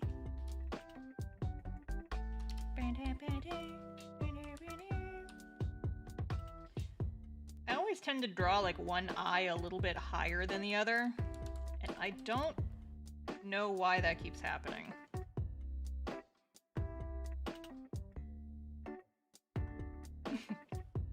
Castoff was really a setup for an unnamed future D&D project we're doing after What's Left of Us. Yeah. You know, I've been working on this comic for like 8 years, and I didn't meet Jay until like a year and a half ago. But that's definitely true. It's definitely been a setup for a D&D thing. Not to mention that, like, you know, I didn't even start playing. I didn't even know what D&D was until well after I started making Castoff. I was really introduced to D&D when I listened to Adventure Zone, and I didn't listen to that until, like, I think a year after I started Castoff. Because I started listening to Taz in, like, late 2016, and Castoff started in early 2015, so it was, like, almost, like, a year and a half. Star, don't lie to us, we know that Castoff was made so you can play more D&D, you right. I can't wait for the final scene of Castoff where they all wave at each other. Vector says, well, this certainly has been a Castoff, and then they all go their separate ways and never see each other again. Yeah, totally. That's exactly how it's gonna end. You got me.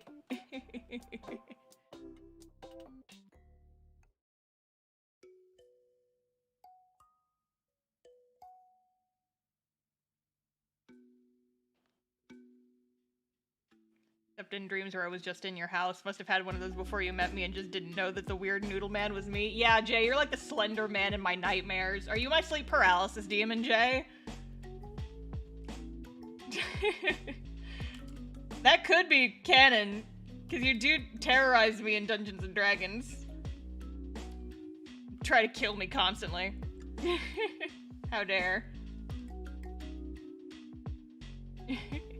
Castoff characters look straight at the camera and are like, well, it's best we cast off what's left of us. Explosion! And then everybody laughs at the end. Then rocks fall, everyone dies. Part 2 coming soon. Maybe the real prize they were looking for was the friends they made along the way. Yup. I have been accused of that before. I knew it. I knew it. Jay's my sleep paralysis demon. That's what it's canon now. Holy shit. Now, okay. One clarity thing here is that just because I didn't get into D&D until after I started Castoff does not mean that there is not D&D references within the story. For example, Chapter 10, I snuck cameos of all the D&D player characters from my home campaign into the crowd scenes in Chapter 10, and I believe on the main website I talk about them when they show up so you can see them.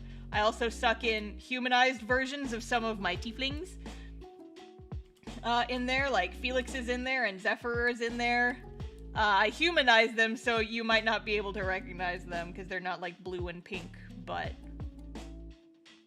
I did sneak them in there. I probably snuck some of the Adventure Zone characters in there in the background, but I don't remember exactly where I would have done that.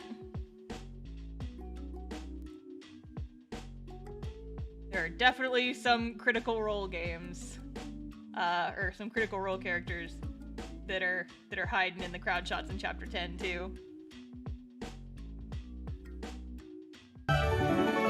Oh, thank you for the super chat for Zed-Up Band. Banned immediately. I'm gonna hydrate, but I'm not happy about it.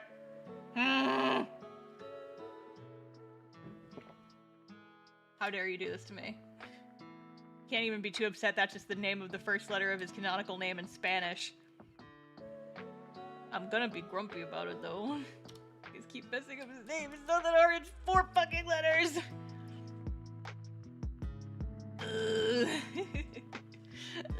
Don't bonk me! Bonk 7, she's the one who's doing this for me. How dare. Zero, Zerashell, and Sarah Zebra, Chekhov, Sat Flat, Lil Meow Meow, Depressed Baby Girl, Raisin Gummy, Overworked, Gender Envy, Trans Rifle, Zero, Ask Marcel, Esquire, MD. Where the fuck are... I don't even understand half of those! Why do you guys keep making it longer? What did he do to deserve this? You guys are so mean! Hasn't he been tortured enough by the narrative? And Knuckles! I hate it. I'm full of rage. Ugh. He's earning those titles there. A reward? A reward for what?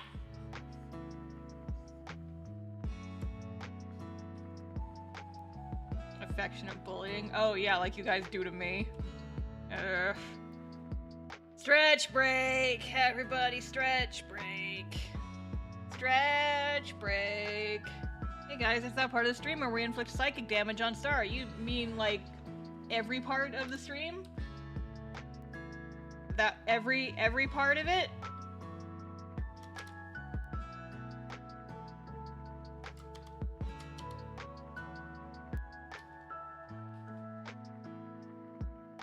I'm grumpy.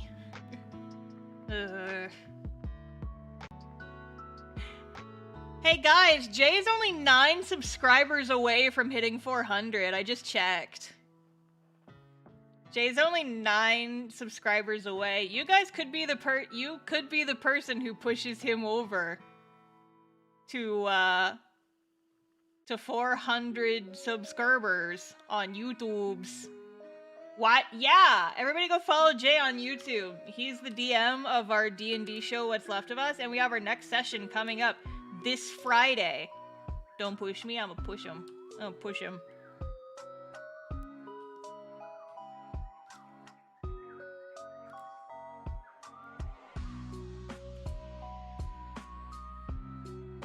We're gonna get Hydrate back. Yeah, you guys will get Hydrate back once Jay hits 400, so you know what to do. You know what to do. Go subscribe to The J-Corn on YouTube's.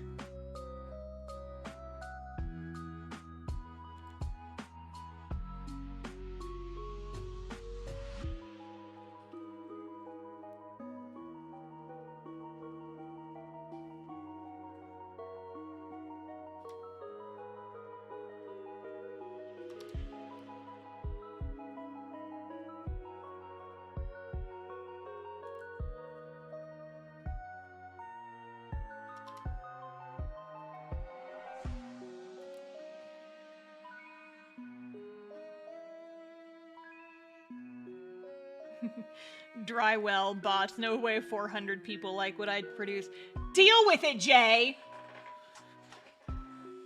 Deal with it! People enjoy your content! Suck it up, motherfucker! Gonna get you to 1,000, I swear. I'm gonna make it happen. 6 people now? Ooh, shit, we're getting very, very close! If you haven't subscribed to Jay, at The J-Corn on YouTube, the DM of our D&D podcast, What's Left of Us. It's not a podcast. It's partially a podcast. Hardcast? Now only 5. Ooh, guys, we're getting so close. I'll give you guys Hydrates back. on Twitch once you go subscribe to Jay. You gotta do it. That's the wrong link that I just posted in YouTube. Go subscribe to Jay and I'll give you guys hydrates back. Only 4 more people! 4 more people subscribing to the Jay Corn on YouTube and I give you guys hydrates back. You're very, very, very, very close. Very, very close. Joke's on you, all this will also go to supporting star in the cast. Exactly! I'm supporting Jay for selfish reasons. Ha ha ha ha ha. Because once we monetize Jay's YouTube channel, we can use that money to do stuff like pay for our mods and new stuff for the show and other things. Supporting Jay on YouTube directly supports me and the other members of the cast. Let's fucking do it. I'll do it for the meme. Do it! Not just for the meme, for the content. Win 402, let's go! Jay, you're welcome! Alright, you guys, we fucking did it. Fine. Here, 1 sec. Give me a hot second. 1 sec. Where the hell? Where is it? Community. Where the hell? I gotta maximize this. I can't see YouTube chat for a few minutes. Don't do anything stupid, you guys. Viewer rewards. There it is. Channel points. Edit channel points. Okay. There. Hydrates have returned. Remember, though, if you abuse them, I will just turn them right back off again. Oh, yep, and there's a hydrate. There's another hydrate. Mm-hmm.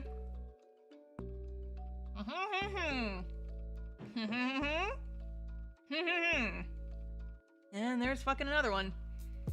Yeah, we're gonna keep shilling Jay until he hits 1,000. We can absolutely hit that by the end of the year.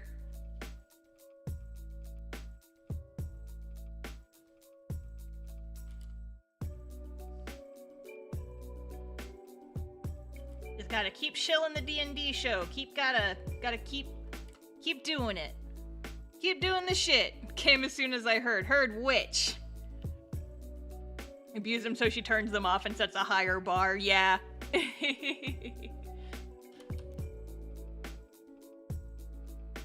Every time you guys abuse the hydrates, I'm just gonna turn them off again and say, hey, they're not getting turned back on until we hit this milestone.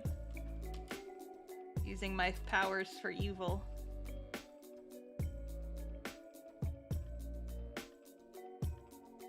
Our mod is already paid. I'd love to get an editor to make shorts and stuff. Yeah! But you're just paying Sam out of your own pocket, right? It'd be nice if, like, the show could make money to offset that. You know?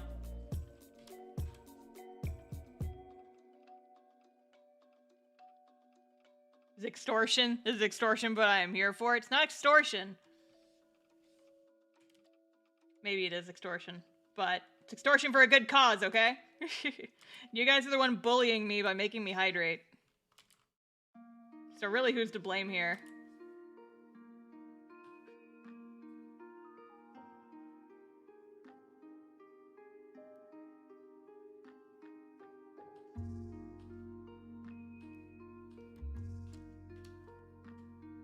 Just remember, if you drown Star, there's no more Castoff or What's Left of Us. Well, What's Left of Us, they'll just get my evil twin son to join the stream. But yeah, no more delightful angry girls.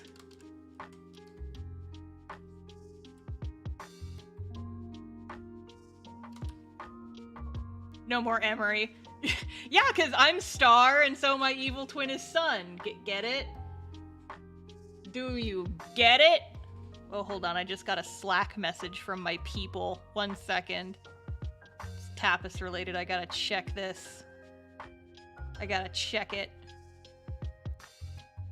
Hey! Awesome. Castoff should be on the front page of Tapas now. Or on their, like, community tab or whatever they have. So schmancy. Yeah, as a reminder, since I haven't talked about it since the very start of the stream, Castoff is officially on Tapis's early access program, which means that if you read the comic on Tapis, you can unlock episodes early and see pages in advance. So there's a link in the chat. Boops. Can someone copy-paste the Tapis link over from YouTube, because it keeps getting cut off on the Twitch link, and I haven't fixed it yet.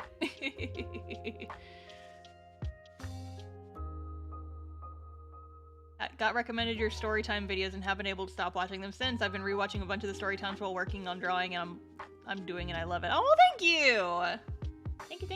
Thank you. I'm happy that you enjoy those. One of these days I'm gonna have a huge backlog so people that you can just, like, put on the whole playlist of my weird Storytime videos, and it'll be like a 3-hour playlist. It'll help people get through their drawings. But for now, I only started really doing YouTube, like, in, I think, July? So it's been almost a year since I started doing YouTube seriously. One of these days I'm gonna actually get into the hardcore stockpiling Starbit scene. Yeah, it's like Bitcoin, but it doesn't fucking suck. Channel points, baby, let's go. We're watching Storytime vids and drawing. Aw, thank you guys, I'm glad you're liking those. So this is why I like YouTube too, because I get paid for every single one of those views.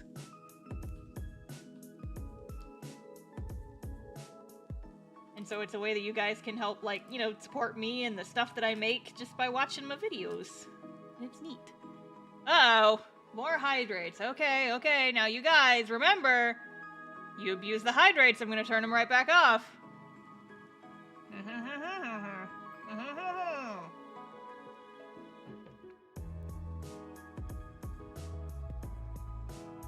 YouTube has a better model for sure, just wish I had Twitch's tool set. Yup, that's why I'm still streaming on Twitch.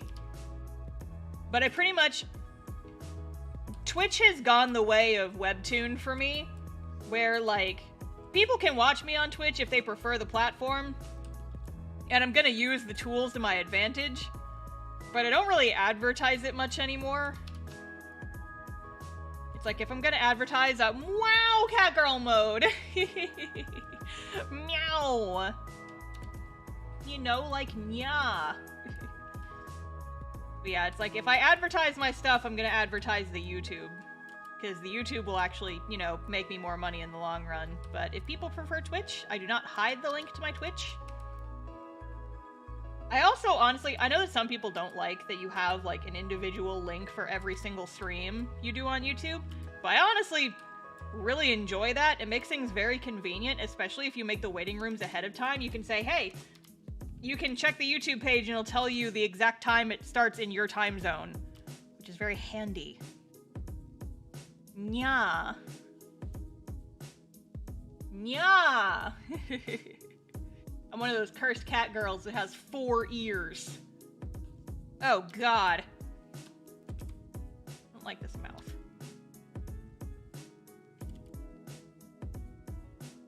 This is supposed to be Ariana's, like, ugh, cringe face.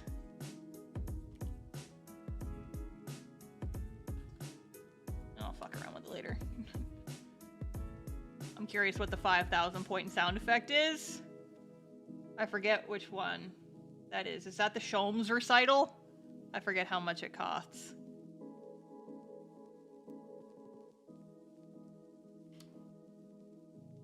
That Sholmes? Okay, yeah. I don't know, someone can play it. There it is. Oh, hang on, let me...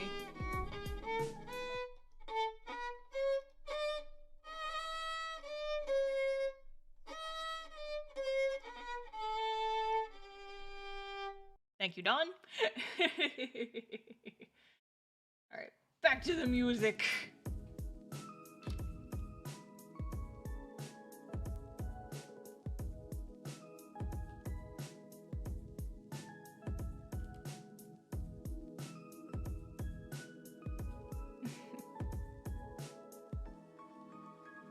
Good old Mr. Sholmes, indeed. My guy, I miss him. You guys remember when I played Great Ace Attorney all the way through? That was a fucking awesome time.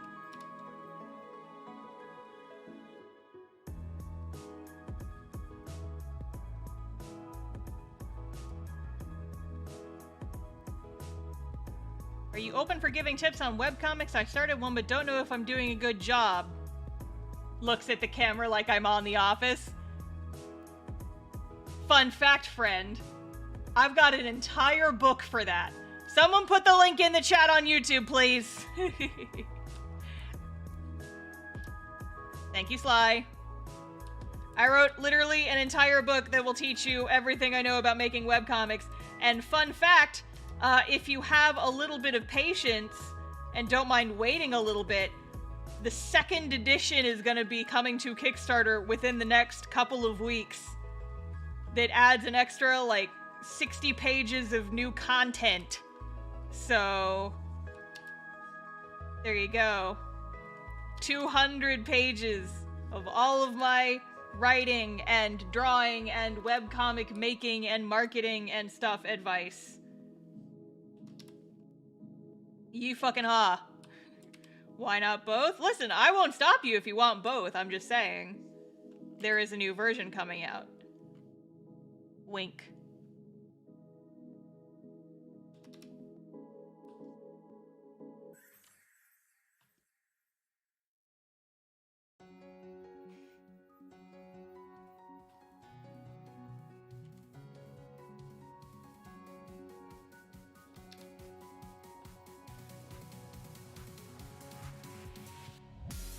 I had to get my tax returns in a few weeks, so now I'm kind of like, maybe both? You could. Listen, I'm not going to stop you. You want to get both? If you want the collector's edition, well, not collector's edition, but if you want the collector's spirit of getting both, I will not stop you.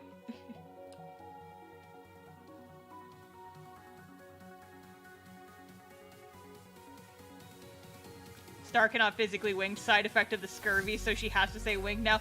First of all, I can wink, my model can't, because the eyes are linked, motherfucker. And all I have to do is turn that setting off. The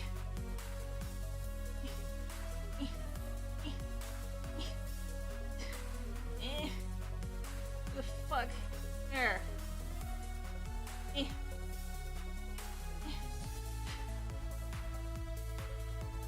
There. See? See? I can do it! I can do it, you son of a bitch!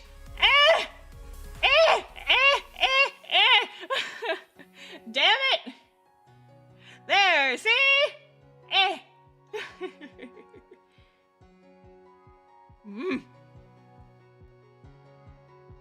Rage! Now, okay, so you guys, now if my eyes start spasming crazily like that, you have to blame Jay because it's his fault. He made me turn the setting back on. For winking. Scurvy is really taking its toll. Took Star 2 whole minutes to wink. I hate this. I hate you guys. If I didn't have work to do, I would just end the stream. I'm so filled with rage. It's that nerve damage. I hate you.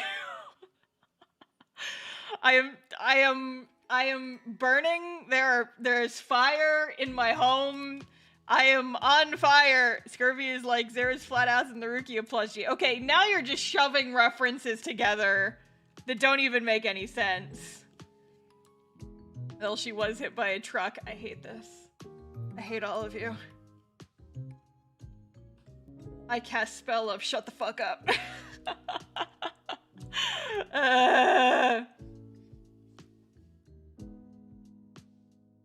My secret wizard spell. It's called shut the fuck up. Maybe it was the stabbing. Sure, Jay. It was the stabbing that made me so salty. And it definitely wasn't my stream chat just fucking bullying me. Did not ask for this. Did not need this. You have a lot of injuries, Star. I do. But listen, that video was 30 years of freaking incidents and accidents condensed into like 20 minutes. I'm not actually that accident prone. I've just had a couple of notable ones throughout my life, goddammit. You will rue the day that you fucked with this little guy.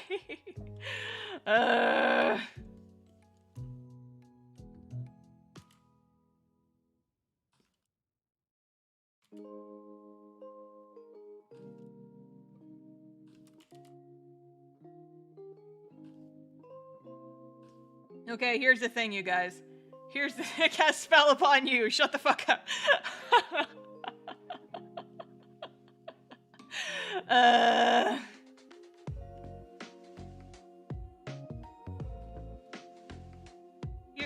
Here. You guys know how to really get under my... You want to know how to really get under my skin? You want to know what would just be the worst thing you could possibly do? The absolute worst thing you could possibly do? You really want to know? You want to know what would drive me fucking crazy? Is go subscribe to Jay. Because here's the thing. I've never talked about this. Because it's not actually a thing. But I don't know if you guys know this, but I have a second YouTube account that I use for my stream, my Let's Play VODs. And it is approximately the same size as Jay's channel. It's a little bit bigger. But if Jay's channel passes my Let's Play channel on YouTube in subscribers, then he can bully me about being a more famous influencer, and that would just be the worst. So you guys should, if you want to really get under my skin and bully me for realsies, you should go subscribe to Jay on YouTube. At the Jcorn. Wink. Do have prettier hair. Oh shit! Actual shots fired! I'm gonna kill this man with my own two hands. Listen, I already took care of my sleep paralysis demon once. I'm not afraid to fucking do it again. Damn.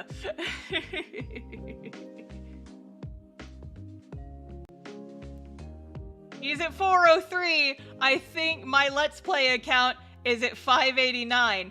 I think that if you guys really wanted to, Jay's account could lap me if you guys like really applied yourselves. I'm just saying. I would just, if Jay's channel happened to pass mine in subscribers, oh boy, that would just be the worst. And I would never be able to live it down. And then you guys would have one more thing to bully me about that I would never be able to recover from. Like, oh man, that would just be the worst, frankly. The worst. I would make this face every time it was brought up. It's like, wow, I can't believe that Jay is a bigger influencer than me. Because I, Star, am so addicted to number go up, I can't believe that he passed me in subs on YouTube. That is my worst nightmare that you guys can bully me about all the time. I'm using reverse psychology. Is it working? Is it working, chat? Anyway. Why don't all 40k of you leave Star's channel and come to mine? You don't have to leave mine, but you should go follow Jay though, because he's the DM for our beloved D&D show, What's Left of Us. It's very good. You guys go sub. Subway sandwich. You already have enough ways to bully you? Do you really? Are you sure? Are you sure you really do? You're sure you don't want more fodder? I'm gonna become immune to it at some point. At some point, I'm gonna be immune to it. You can follow more than one person on here? Survey says it might be possible. It might even be probable.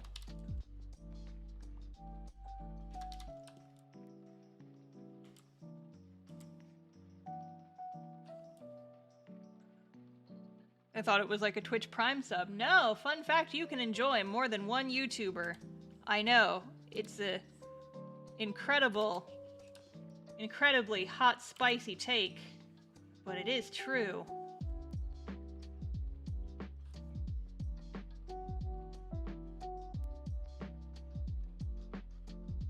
I'm not reading that. You spent the money on you spent the points on the highlight my message redeem, buddy. I'm not reading that. I already read it once. You can't do it to me again.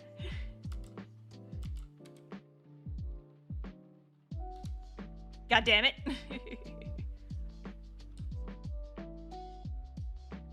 Can we discuss the elephant in my room, Marina and Ariana? I mean, they are certainly two characters, and they are certainly, in a room together. I don't think that either of them is an elephant, though, so I'm not entirely sure what you mean about that. Wink. See, I could do it!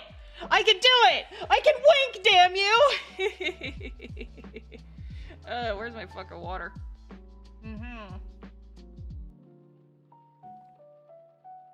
Yeah. We're always down to discuss Island Punch. Yeah, they really are.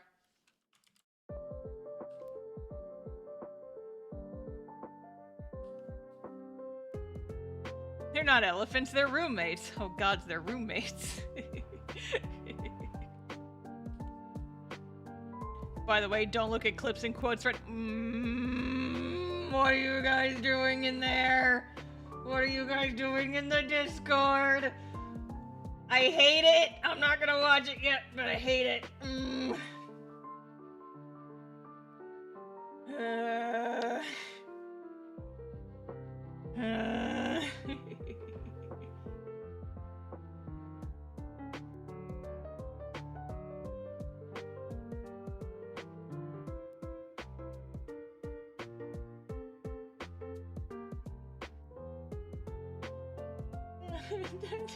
I was just looking at what you guys have been posting while I'm gone. God damn it. Anyway.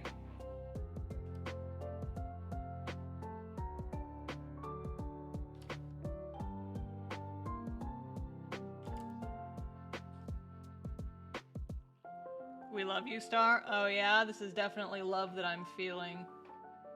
This is definitely love that I'm feeling. Totally. That fiery, burning anger in my chest is totally love. The flames.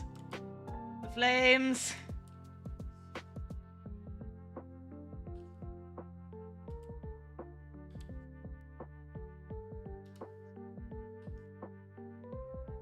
You sure it's not indigestion? Yes. Very sure.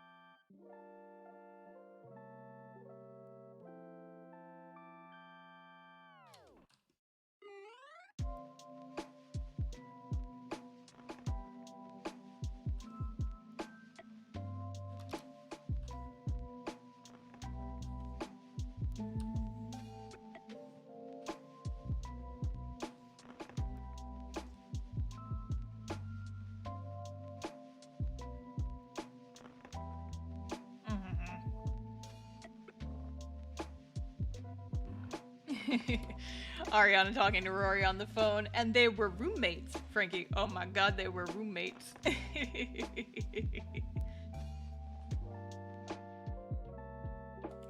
Oh my god, they were roommates. History will call them besties.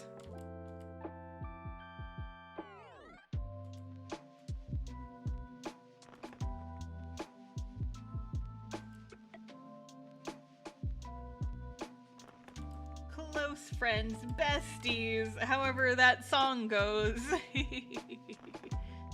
This is our love transaction. You put thousands of hours into creating a beautifully illustrated webbed comic and foster a wholesome community. In return, we bully you and call your little elf boy a sad, flat-ass meow meow baby girl.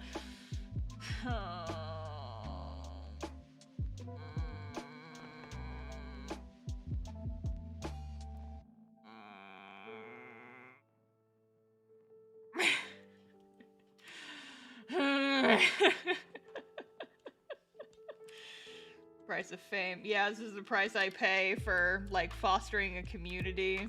Actually, like, garnering a fandom after all these years toiling away on this project. Pain.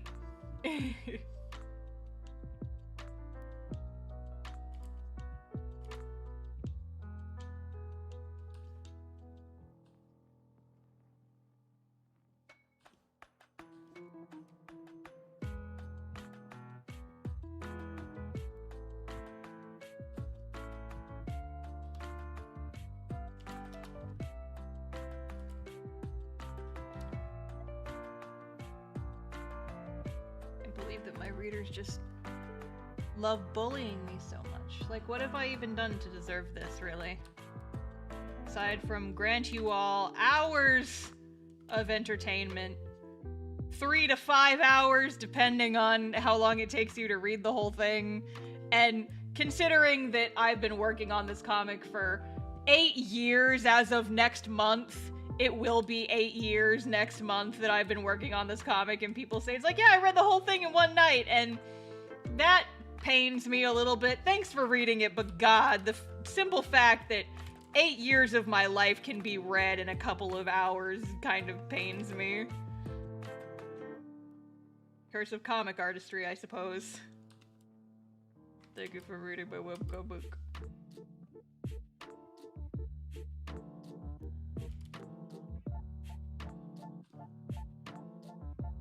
Read Castoff in one night, but that's because I'm built different.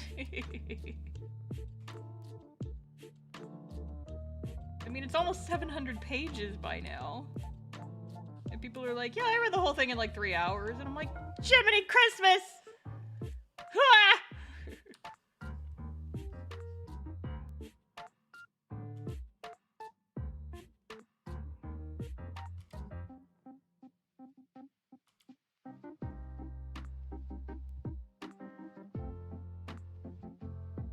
Gotta be a redeem that just buys Star a loaf of that brown bread. You know the one? God, no. I'm still so mad, you guys. Every time I go into my Walmart, I walk over into the bread aisle just to check. And they never have the brown bread, even though the website says that they do. And I will never stop being angry about that. Walmart's fucking website lied to me. I just want brown bread. God damn it.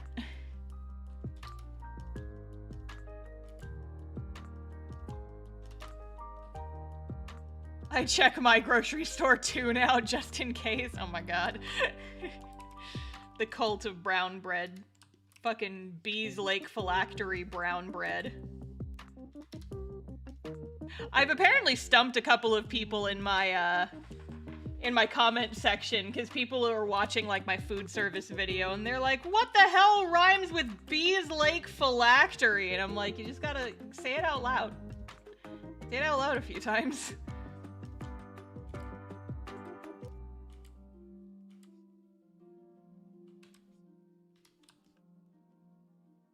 Then go to Bees Lake phylactery for the brown bread. I can't. There's not one the closest Bees Lake phylactery to me is an hour and a half away, and also it's the one that I used to work at, and I don't ever want to go back in that building because they'll lock me in the freezer again and be like, oops, this one escaped containment, and they'll stick me back in the freezer.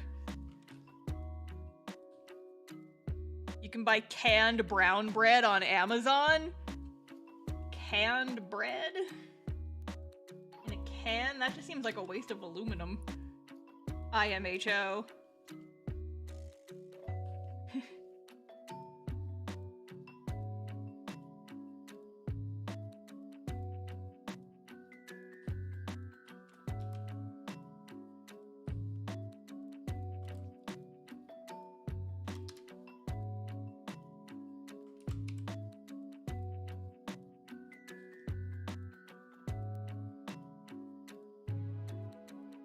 Staff has probably changed since you worked there, probably. Listen, it's been almost 10 years since I worked there. I am willing to bet that probably every single person I worked with has now either retired or moved on to better things.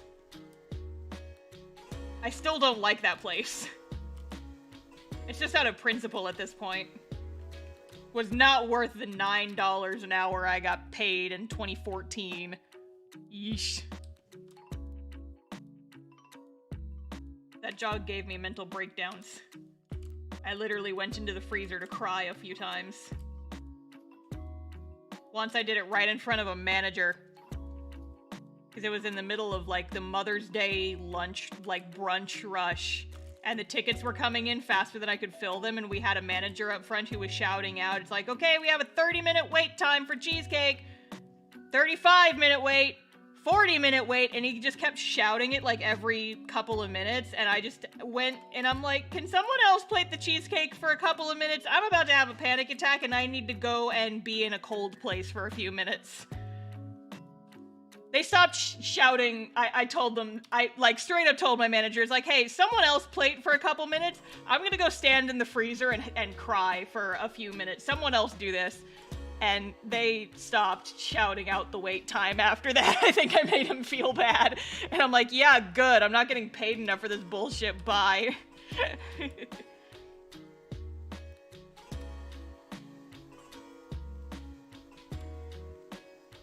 I'm one of those people who's very honest about her emotions.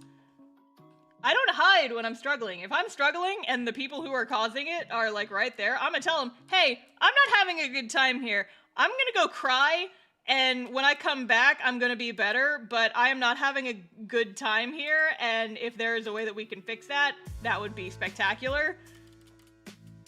And you know what? I didn't have to do the plating for the rest of that shift. There was another guy who had worked there longer who was faster at it, and he did it for the rest of the shift. So I was like, yup. We've talked about this before, but I'm so sorry about all of that at Bees. Like, yeah, it was like 10 years ago. I've mostly moved on at this point, but like, holy shit. Food service is fucking cursed. And that's the thing though, right? Is like, it could have been so much worse. I never had to deal with customers, which I imagine would have only made it that much worse. My income was not reliant on tips. I was a little grumpy that I was not eligible to get tips, but whatever, I guess.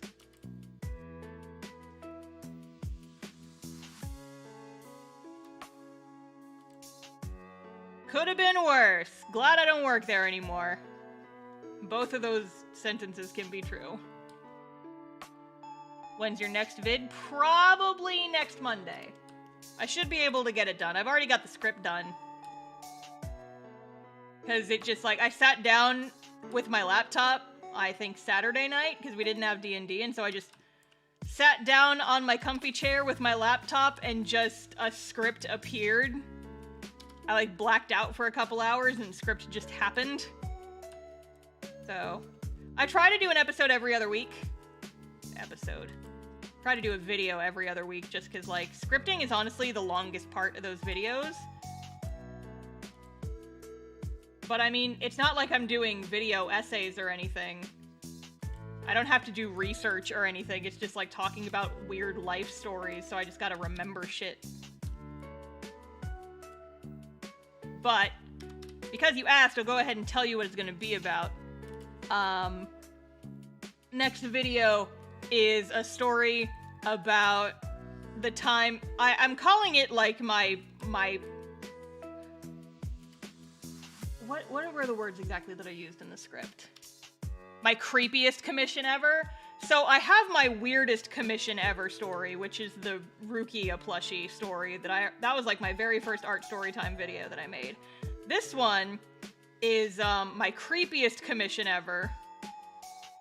And it's a little different because this is the story all about how I almost got hired to draw pornography when I was 16.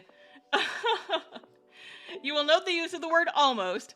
I didn't end up taking it, but it was a whole fucking thing. And this is the story. I told the story on stream a couple streams ago. But yeah, it was a thing.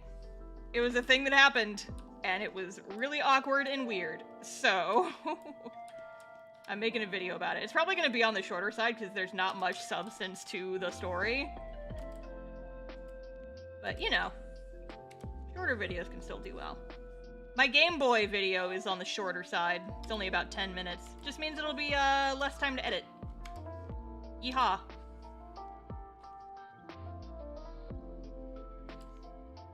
You were banned from drawing because of something close to that. Completely separate instances. The ban from drawing thing happened in elementary school. The creepy sex comic drawing commission was in high school. It was like 10 years later. So, not quite the same.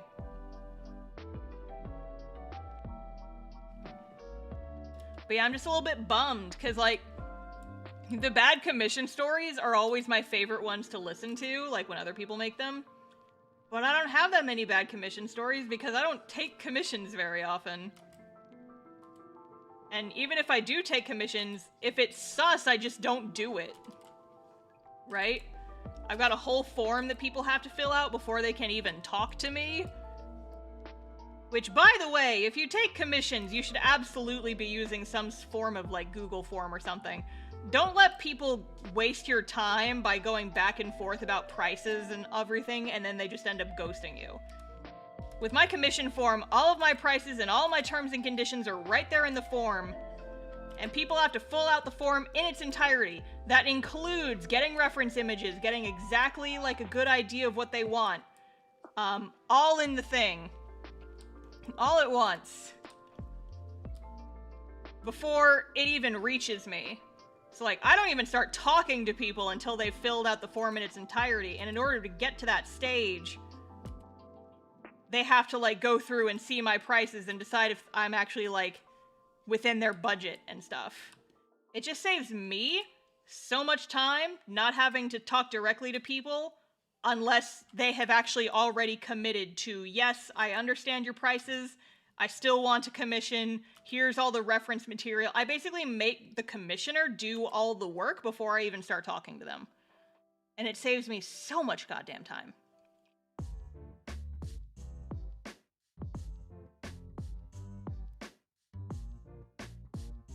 I use your TikTok to make my own form, it feels so much better. Yeah, I'm glad. I honestly, a video I want to make is me talking about my advice for taking commissions, because people ask me for advice on taking commissions a lot, and I feel like even though I don't take commissions very often, I can still talk about my experience with it and how I've been able to make it work, and my advice for, like, taking commissions and other stuff. Like, I don't take commissions very often, but when I do my very damnedest to make sure it's a pleasant experience for everybody involved. And that includes myself. I will not exchange emails and go back and forth with you until you have filled out the form, and it saves me a lot of time and a lot of ghosting.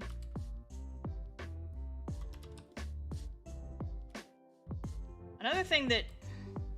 This might be a spicy take, and I don't know. But I know that a lot of people struggle to get commissions.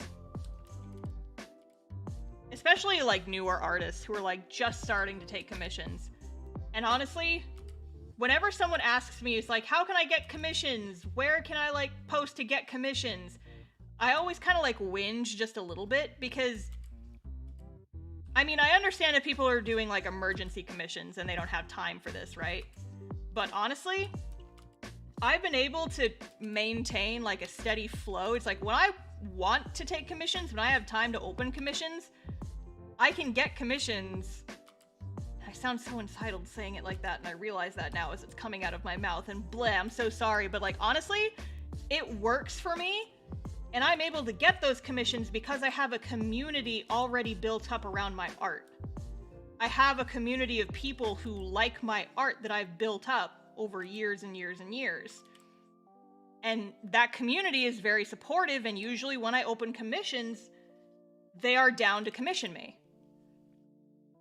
And so whenever people tell me, like, how do you get commissions? How can I also get commissions? My answer is, don't focus on getting commissions. Focus on building a community around your art. Focus on building your audience first. You know?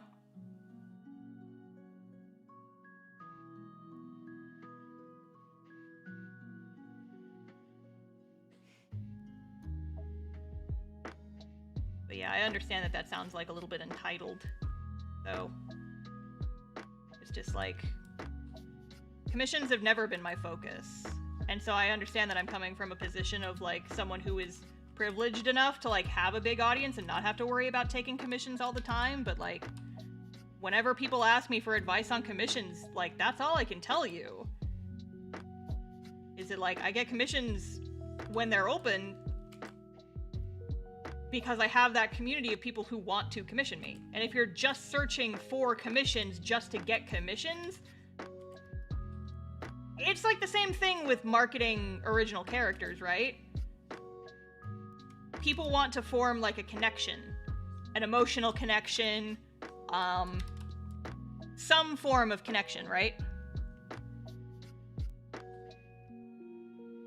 And so if I have the connection of people enjoy my art, they're more likely to commission me. I'm more likely to get commissions from people who enjoy my art and people who have enjoyed my art for a long time, rather than if I just post in a Reddit being like, hey, my commissions are open.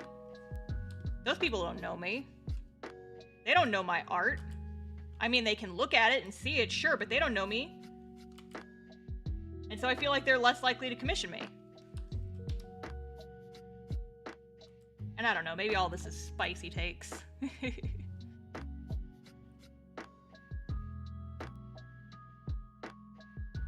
You also worked on making your audience for years, so it's okay. Yeah, it's like, that's the other thing, right? That I want to tell people. It's like, if you want to get commissions, you need an audience. And how do you build an audience? How do you get that audience? Is you got to spend a lot of time and effort building that audience of people who, like, enjoy your art enough that they would pay for a commission when you finally open them.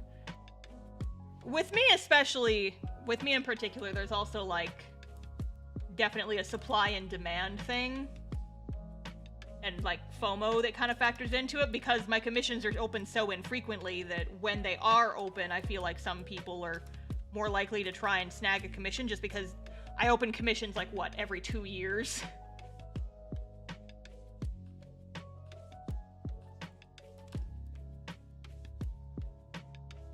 And so I feel like a lot of people, when they see that my commissions are open, they're just gonna go for it. And that has certainly been the case the last couple of times I've done it.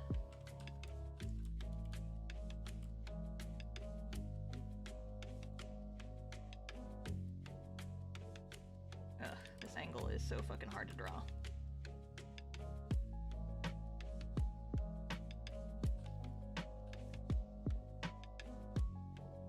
Mm-hmm.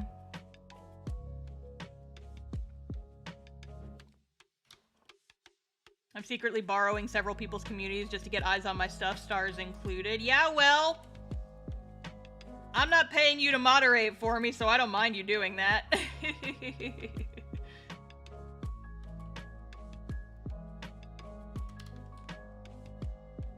Chill your shit. Use the tools that you have available to you. Take every advantage, etc., etc. Just got here. I love your art style and it inspires me so much. Oh, thank you. I appreciate that. Welcome to Strim. We're talking about commissions and stuff. I went off on a little bit of a tear there, but...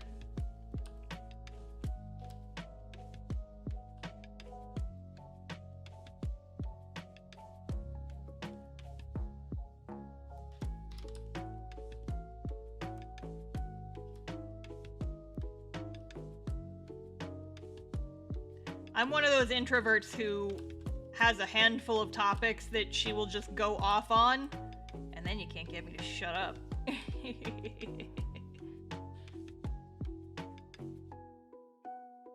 This is why I kind of want to make a video about commissions and stuff, but I'm worried about coming off, like, all entitled and whatever.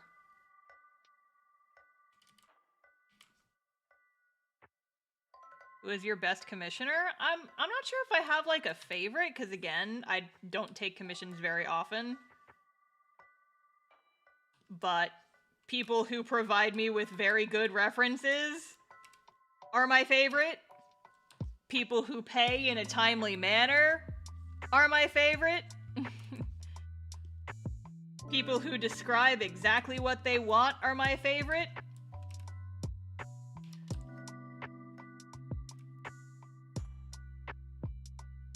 People who describe the personality of their characters if they don't have like a specific pose in mind are my favorite.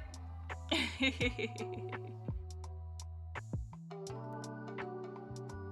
typical neurodivergent experience. Ain't that the truth? People who don't ask for life-size Rukia dolls are your favorite too. Yup! Them too. Honestly, like I said, I don't really have many bad commission experiences, so most of my commission experiences have been rather positive. So it's hard for me to pick a favorite because, like, it's hard for any of them to not be my favorite.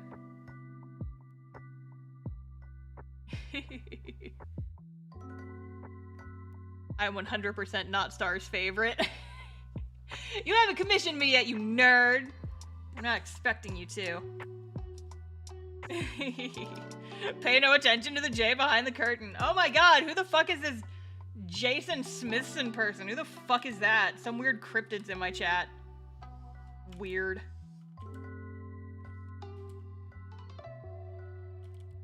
Jay's doxing himself on my YouTube chat.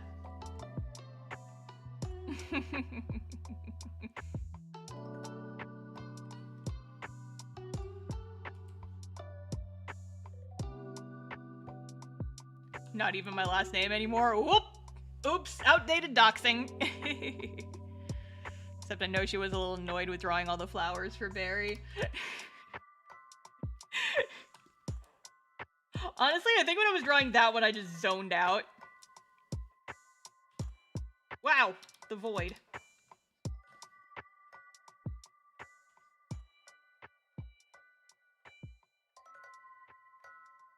Simple characters are my favorite. There's an answer. Characters that are easy to draw.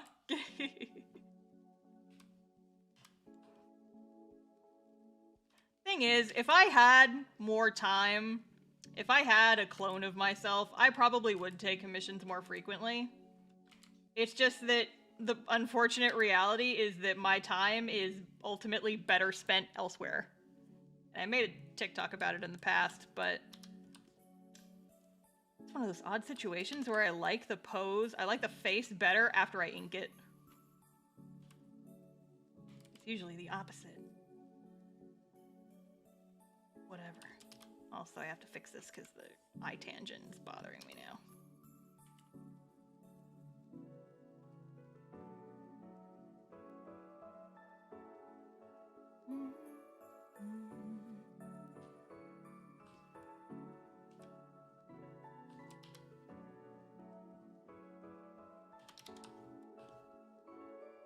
What the fuck was I talking about? Commissions. But yeah, unfortunately the thing with commissions in me is that, like, for a commission, I draw something once and I get paid for it once. Meanwhile, for merch, stuff that I can sell, I draw it once and I get paid for it over and over and over and over and over again. Now, there is the truth that sometimes, like, if I price them the right way, my commissions can ultimately get me more money in a shorter amount of time.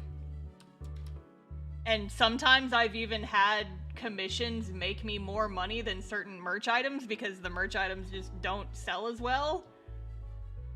But it's a tricky and complicated balance. And my biggest thing with commissions is I just do not have time.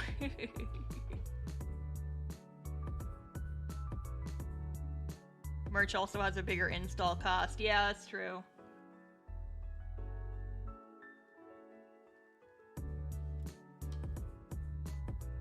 What's your go-to character pose / etc.? Like, what do you draw when you're out of ideas? Characters with pointy ears and angry faces, just making angry faces. Honest to God, I just love drawing wacky expressions, and so when I doodle, that's what I draw. Here, I can show you guys. This is like a sketch page I did not too long ago, and I just bunch of characters with pointy ears making funny faces. I snuck a Felix and a Cyrus in there, and there's another Felix, and there's a little Emery.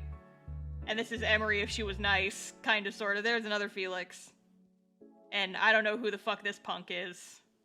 Some fucking weirdo. Definitely not, like, actually a character. For a thing. Don't look at her. I know I just circled her, but don't look at her. It's fine. Anyway.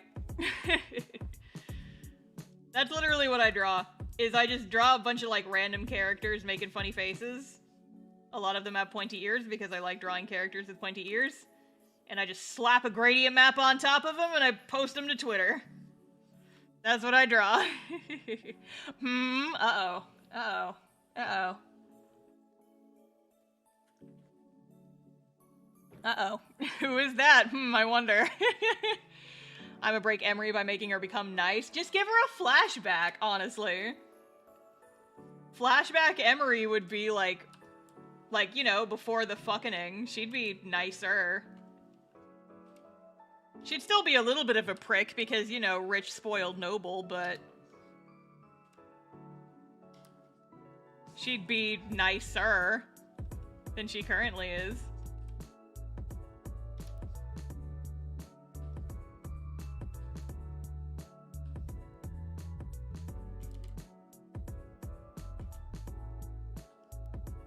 What? Me? Use a flashback? I've never heard of such a thing. Certainly not like we did in the very first session of our new campaign that happened like 4 days ago.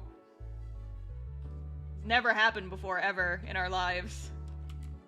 Never. Not even a little bit. It's a ridiculous thing to even suggest, honestly.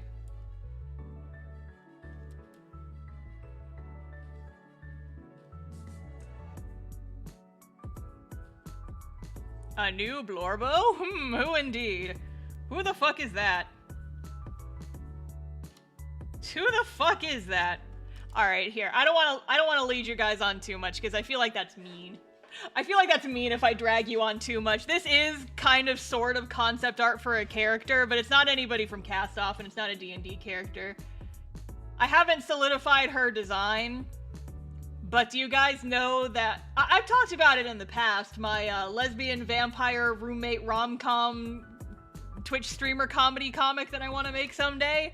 She's one of the main characters. She's the vampire roommate. Her name is Sophie. I haven't finalized her design. I just like doodling her sometimes because she's got like the little undercut mohawk type thing that I think is cute. Is that the lesbian vampire? Yeah, it is! It's Sophie, that's her name. I doodle her occasionally because she's just very fun to draw. I think I probably have more art of her in here somewhere. Like on old doodle pages. Let me see if I can't find some. Yeah, let me see. I don't think there's any of her on this one. Yeah, no, this is largely just random fuckers. There's a Vector, there's a couple of Emerys, there's an Amelia, there's a Felix, there's, I don't know who the fuck these people are. There's a Storm. It just looks so fucking traumatized. And this kid is basically Ariana with a different haircut that I just drew just for whatever. I don't know who the fuck this is. I don't know who any of these punks are.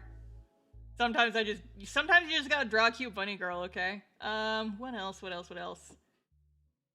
Bunch of Cyrus doodles.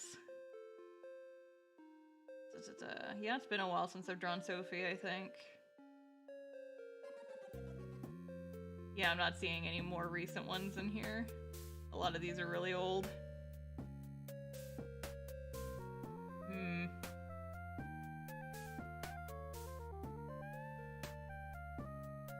Yeah, okay. That's... But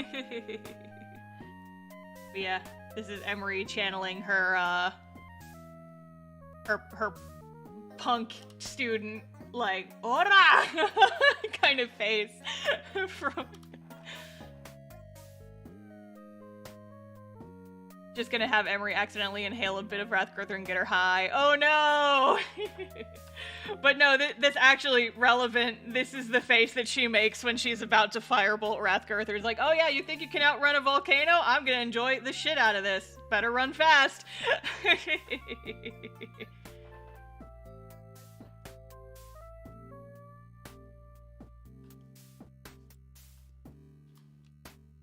Anyway. This has been, Blorbo Talks with Star.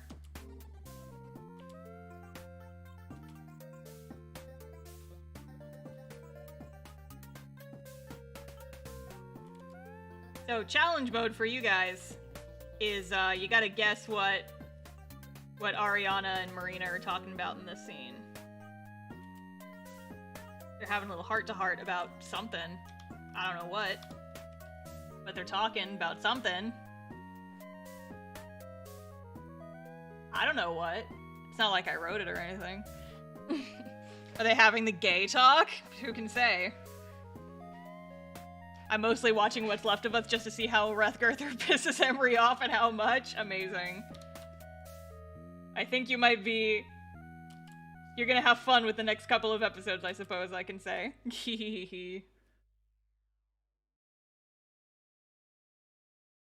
That's not what Marina's nose looks like.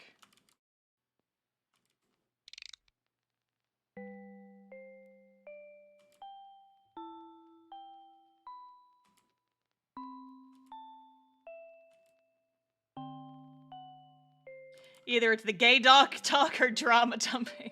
Fucking amazing. It can only be one of the two things. Porque no los dos.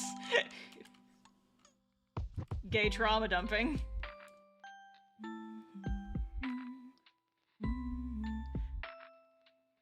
They have talked about contracting scurvy and how to avoid it. I'm going to perform a murder.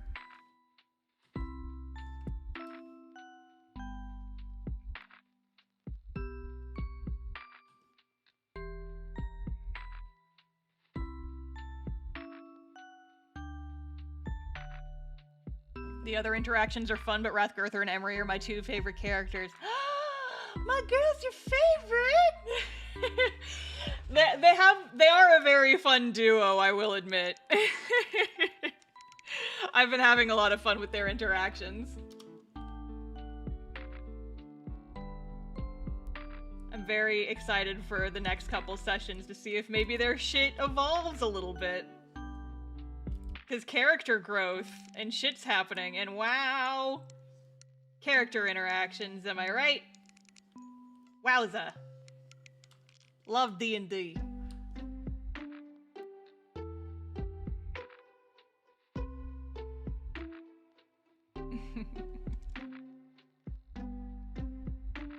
Been trying so hard to plot hook Rethgerther, very pleased with the last session. Yeah, you gotta, like, get the cane that people use to drag people off stage.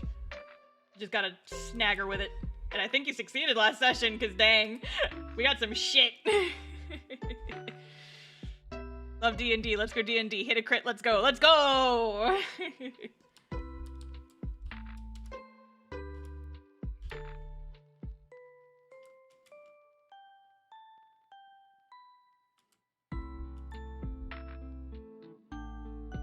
If I wanted you guys to go ballistic, I could show you exactly one dialogue bubble on this page. How many weeks will it take for us to see this scene? I need to read it. It'll be like a little over a month for regular updates, but if you join the Patreon and or unlock the episode on early access, it'll be up in, I think, 2 or 3 weeks? Wink. Here, I'll give you guys a little conniption as a reward for sticking around for the stream. 1 second.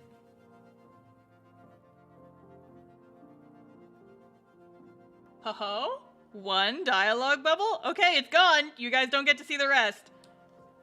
Hee-hee. Ho-ho-ho. Ha-ha-ha. Tee-hee-hee. Tee-hee-hee, ho-ho-hee-hee. Oh-ho-ho-ho, hee-hee-hee, ha-ha.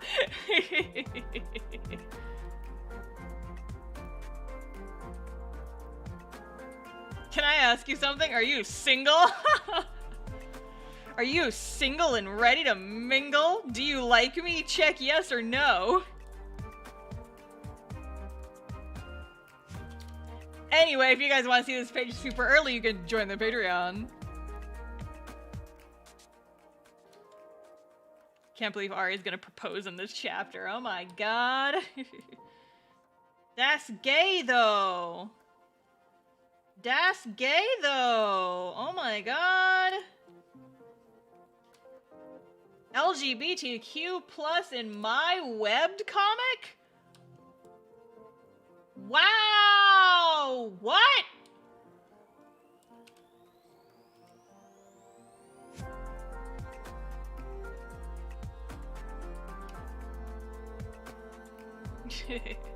I never would have expected.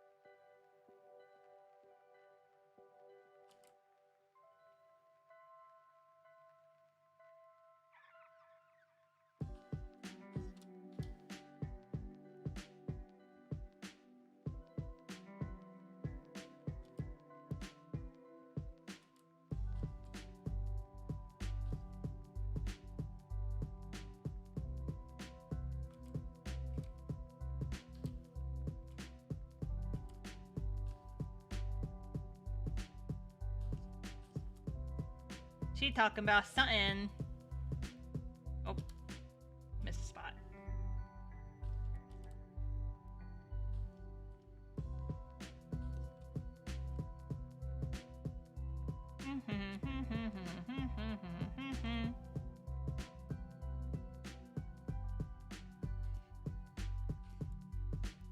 Okay, you know what? Those are hard to draw and they kind of blend into the backgrounds. Fuck it, I'm just gonna go to the next page.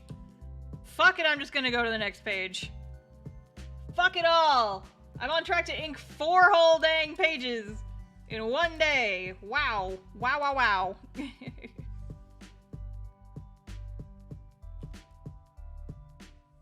Ariana being fucking dramatic up at the top of the panel border.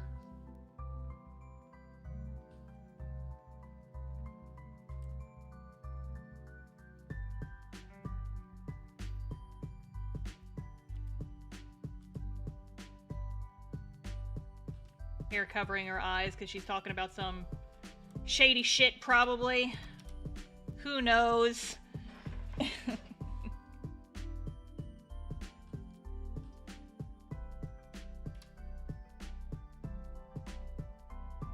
Ariana, why are you so fucking shady? And she's like, it's because my hair keeps getting in my eyes. And I'm like, whose fault is that? And she says, yours, because you designed me. And I'm like, oh shit!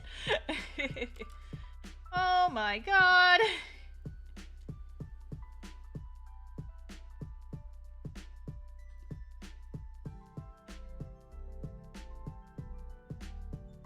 I bet you $100 at a 1 to 4 pages that they kiss. Oh yeah? You think that's the big event that I've been leading up to this chapter that no one has guessed yet? Is that what you think it is? I'm not hinting. I'm just asking. Because I have said, he's like, yeah, there's going to be some stuff happening in this chapter that I've been bouncing excitedly on my seat for years about. I wonder what it could be. Do you think it's that? Do you think they kiss?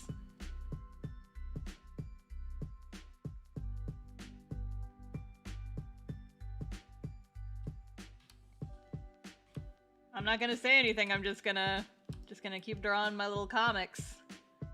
I feel like it's still a bit early for a kiss, but I would also very much not complain. They've known each other for, what, a week? Yeah, like about a week.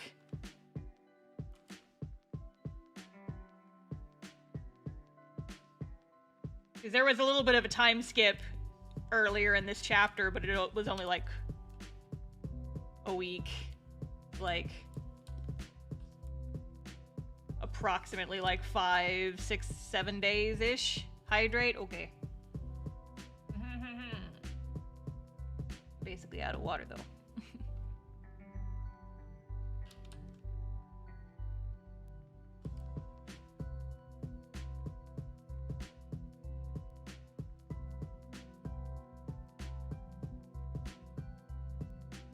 Ari has bigger things to worry about than a relationship, so I think it'll be a while before they kick. It's been 1 week since... I knew that was fucking coming. I knew it.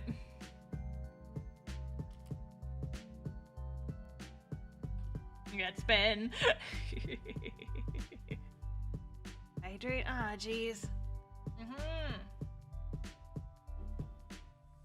Basically out of water, though.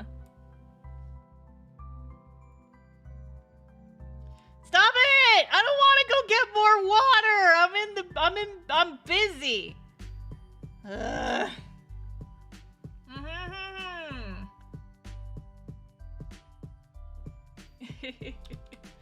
I'm busy. I don't want to get more water. We're gonna have some critical role isms in our crew. Elaborate.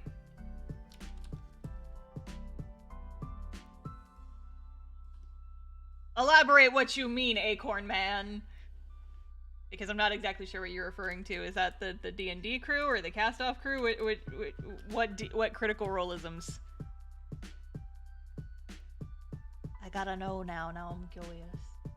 I'm curious. Water's your VTuber making her big and waterlogged. Shut the fuck up. I will destroy. I'm like one of those, like, dinosaurs in a little capsule that you put in water and they get like, big. There was a... There was a post on Tumblr about those things, and it made me laugh very, very hard. Just because of the way that it was typed out. I gotta go find it. It's very fucking funny. I gotta show it to you guys. Hang on. Hang on. I'll find it real quick. Probably gonna be faster if I can find it on my this. Where easy it is. I have too many fucking Tumblr blogs and I can't keep track of which ones I post things to. Yes, I found them! I'm just gonna take screen caps of it for you guys. Cause it's just, it's a little long, but I'm gonna do it. Okay, here. It's a Tumblr post. Feeling sick. Cough, cough, I'm so sick. I'm needing medicine. Please, doctor. And then... Be sure to take all of these and you shall no longer experience the effects of sick. And then the second part of the post is... Thank Christ, fucking vitamins. Horrible.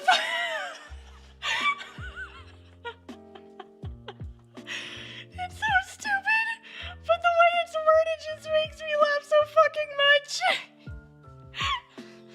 Horrible.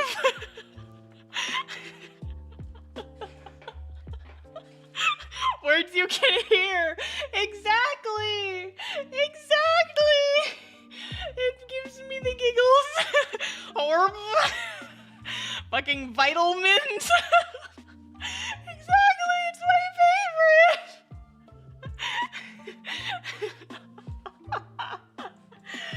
This is the kind of shit you can't get anywhere but on Tumblr, and it's why I'm never fucking leaving.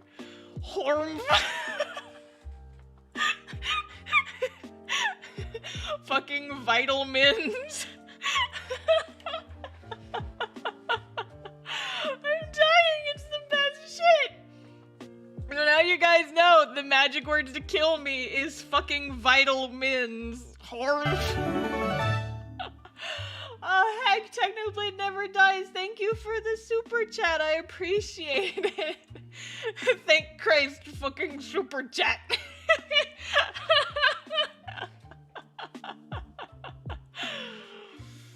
Horg. Rory does this to Frankie. Oh no. But no, that's the best though, because it wouldn't fucking work. He'd just eat them. And... He'd just eat them and nothing would happen, because he doesn't have, like, stomach acid or, like, stomach juices or anything to activate the fucking vitamins. And so Rory would just be like, why the fuck didn't it work? you ate the vitamins, right? And Frankie was like, totally, yeah. And then Rory would be like, but then why didn't it work?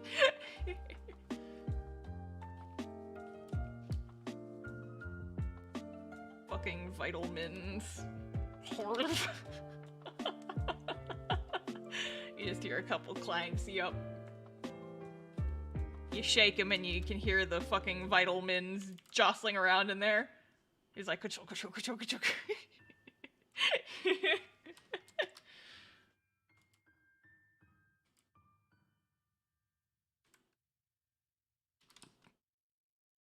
That's the kind of shit you can only get on Tumblr.com, baby. It's why I never leave.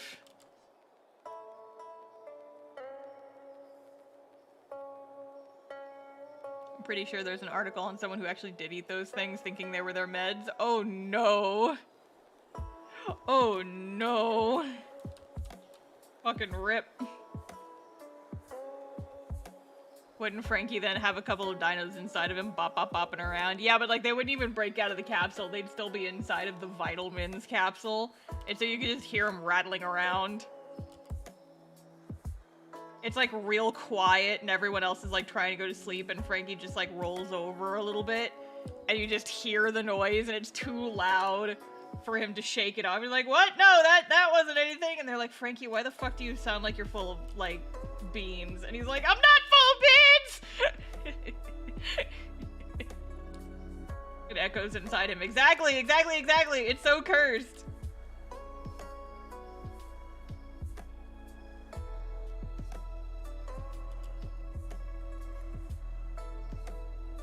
I'm not full of beans!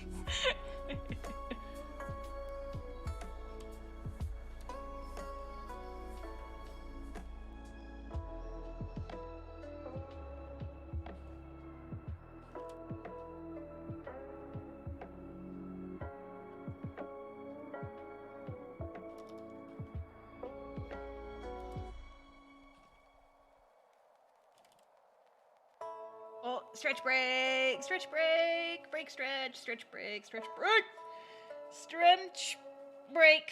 Hooah.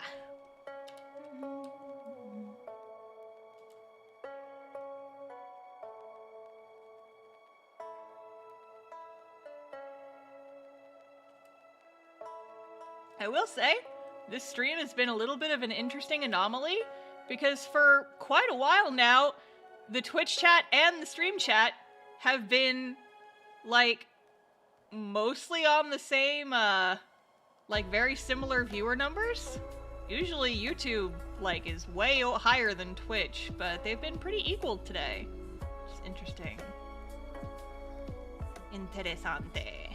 Hoo-ha-ha. Both streams are chill, too. I know, that never happens.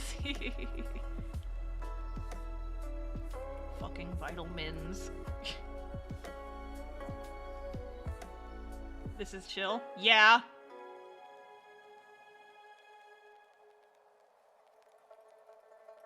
Chill by normal standards.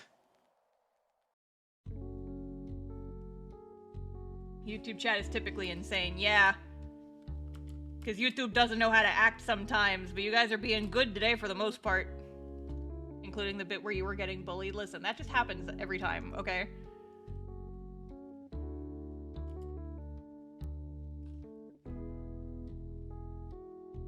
That's just how it do. Stream chat just does that to me. That happens every time. That's normal. Listen, it gives me something to talk about. And people watch me to listen to me talk, I assume. Listen to me talk and watch me draw. Because I'm one of those multi-talented motherfuckers who can actually draw and talk at the same time. It's a skill I've learned over the course of many centuries. Ooh-ha! Yo! Starmania, thank you for the super chat! Oh my goodness! Sup, nerd? Sorry, you probably had this question before, but how long does it take to finish one comic page? The process of sketching, line art, flat color, shading, backgrounds, and whatever else. It's a little tricky to say, because I usually don't work on one page at a time. I usually work in batches of 2. So to just do one comic page, I'm not entirely sure, because I don't typically do just single comic pages. But sketching, it also kind of depends on like how detailed the page is, because you know, like a page with really detailed backgrounds and like lots of characters in it will take longer than a page like this where it's just two characters interacting with minimal backgrounds. But in general, sketching a page will take anywhere from 30 minutes to an hour, depending on like how in the zone I am that day. Inking usually takes anywhere from an hour for an easy page to upwards of like 3 or 4, depending on if it's a really difficult page. Flatting usually only takes like anywhere from 10 minutes to half an hour. Again, just variance and fluctuates. And then shading and rendering usually takes a couple hours. Like anywhere from 2 to 4 per page, probably. Maybe less than that. Maybe 1 to 4 per page. But again, like a page that takes me 4 hours to render would be like a very complicated page. The average is usually around 2. So I'd say probably, let's say maybe anywhere from 4 to 8 hours per page on average. But again, it really just depends on how detailed the page is and how much I gotta draw. Because I've been busting through these pages today. Like, this is the 4th page that I'm inking now.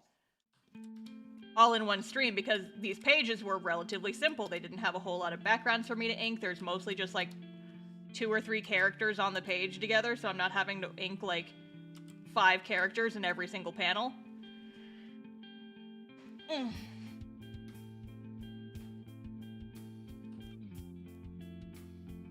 I'm kind of relishing this current scene because there's only 2 characters in it the entire time, and they're just talking to each other and not really interacting with the backgrounds too much because they don't have to for the storytelling. I'm like, yes, these pages will be easy to draw. Fuck yeah.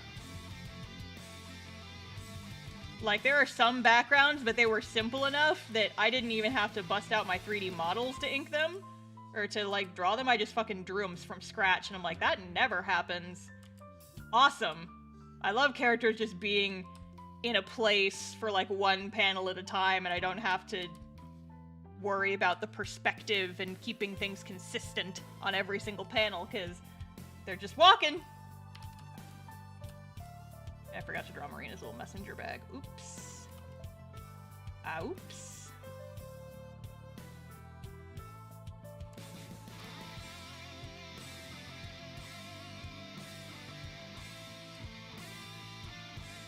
Yeah, hope that answered your question.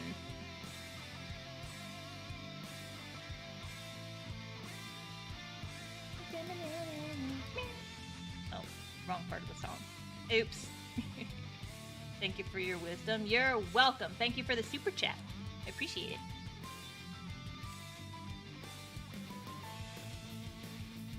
I will use it to pay for my therapy that I need to get because of Twitch chat's aggressive and constant bullying.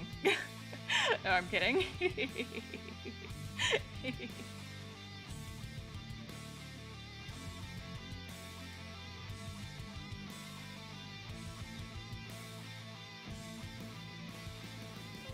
But yeah, real talk though. You guys bully me and whatever, but I do appreciate you being here. It does mean a lot. I'm glad that you guys enjoy my content and my stupid voice enough that you're willing to hang out and just chill with me for a while I draw. I appreciate it.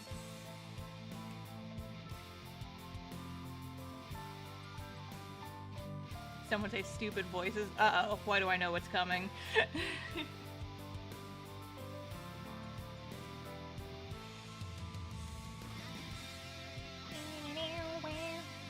Real talk, I very much appreciate the streams as well. Very fun part of my week. Well, thank you. Thank you for modding also.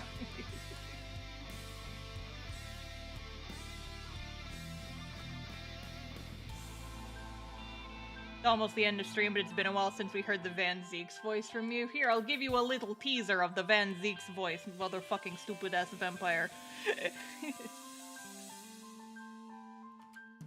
Oh, no, you know it's truly cursed. You know it's truly cursed, because remember Van Zeeks had his whole getting over racism arc. So we have to do... Yes, what you have heard, it is indeed true. Racism is stored in the ass. There. Never ask me for anything else ever again. Never ask me for anything else ever again. Let me close my blinds real quick. Deep stream lore. I hate it.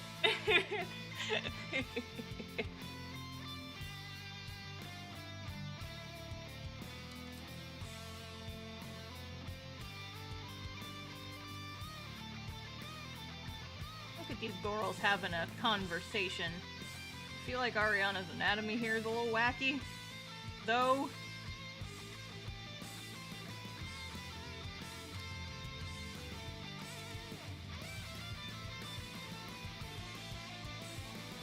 Arms are my fucking weakness. I never know how long to make the arms.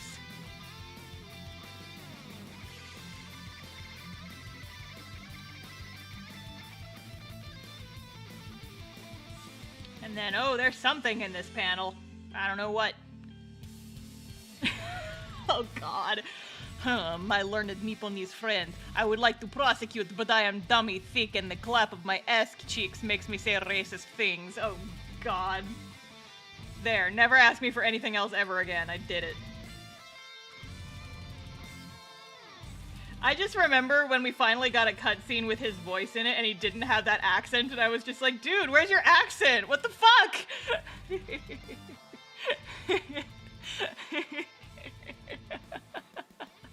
Oh, man. Oh, jeez Louise. Okay, well, anyway.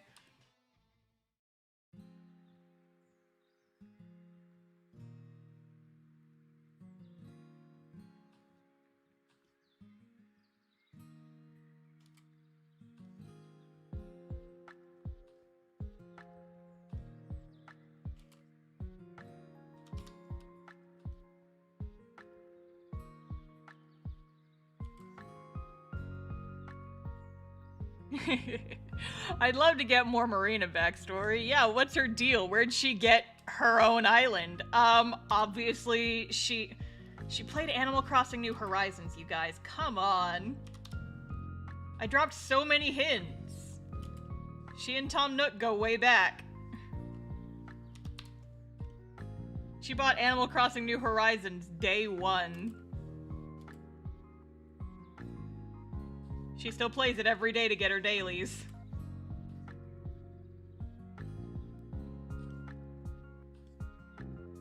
Marina's one of those poor billionaires who hunt poor folk for sport. Oh god.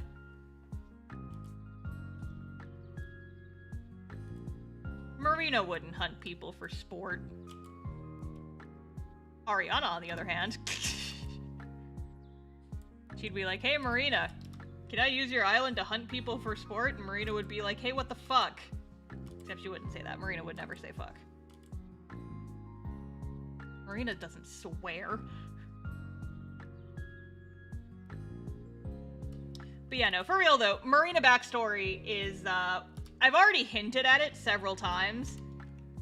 To the point where I think that if you took all the little fragments I've given people so far and kind of like laid them out on the table all at once, you could probably figure out what her shit is, but you are definitely still missing some pieces that you'll get later.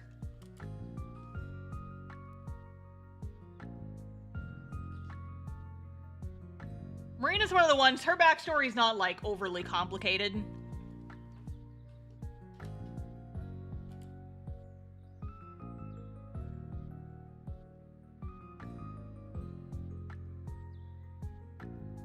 Yeah, we know the basics, but I want to know more, like the history with her healing magic and stuff. Yeah, wonder. Wonder what that's about.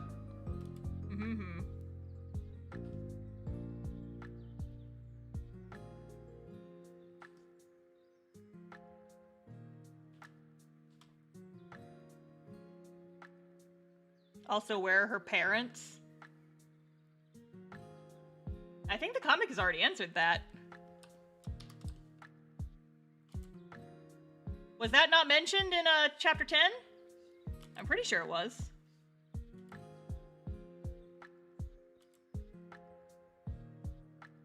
They're fucking dead, bro. One more for the dead parents gang. Heyo!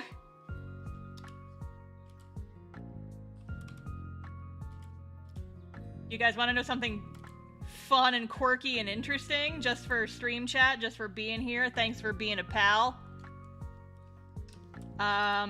Rory is actually not a member of the Dead Parents Club. Rory's parents are both still very much alive.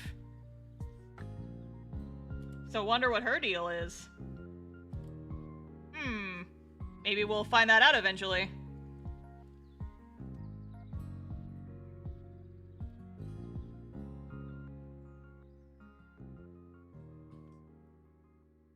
Could take a guess. Go ahead. Go ahead. You are more than welcome to guess, and I'm just gonna respond like, interesting, like I do with everything. Oh, Ariana, why are you making that face? Why are you making that face? You're on a pleasant little stroll through fucking haunted-ass school with your girlfriend. Why are you making that face? Why are you making this fucking face, ma'am?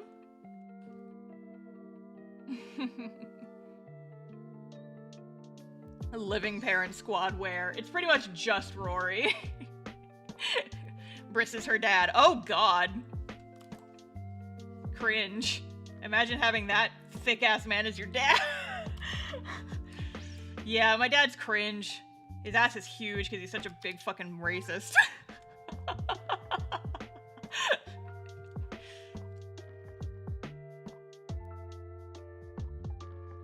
What could this blorbo be blorbing about? Stay tuned for when the patron saint of blorbos finally spills the blorbs. I mean the beans. Go back to her thick dad. Oh god, no, we can't. We can't.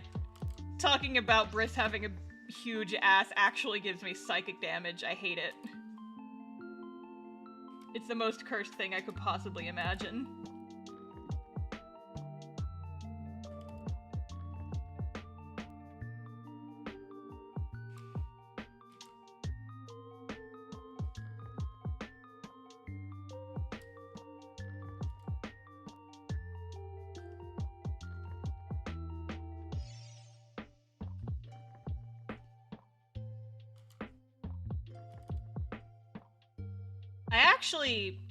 I did have an idea for, like, a mini-comic that I wanted to do that kind of, like, goes into how Rory and Marina met and, like, that whole thing.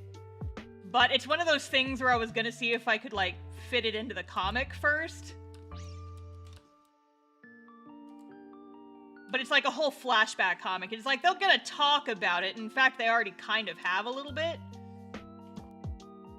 But the, like, bonus comic would actually, like, show instead of tell.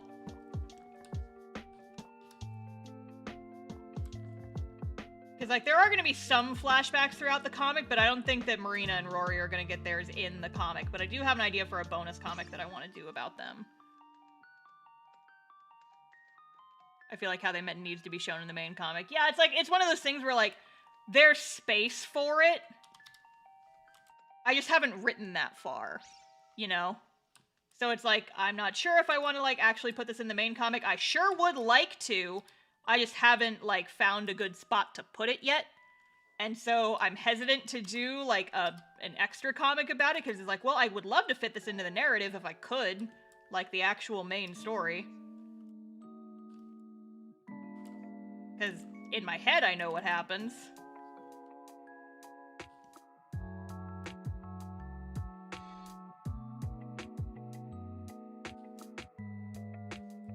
Completely forgot about this panel. Oops.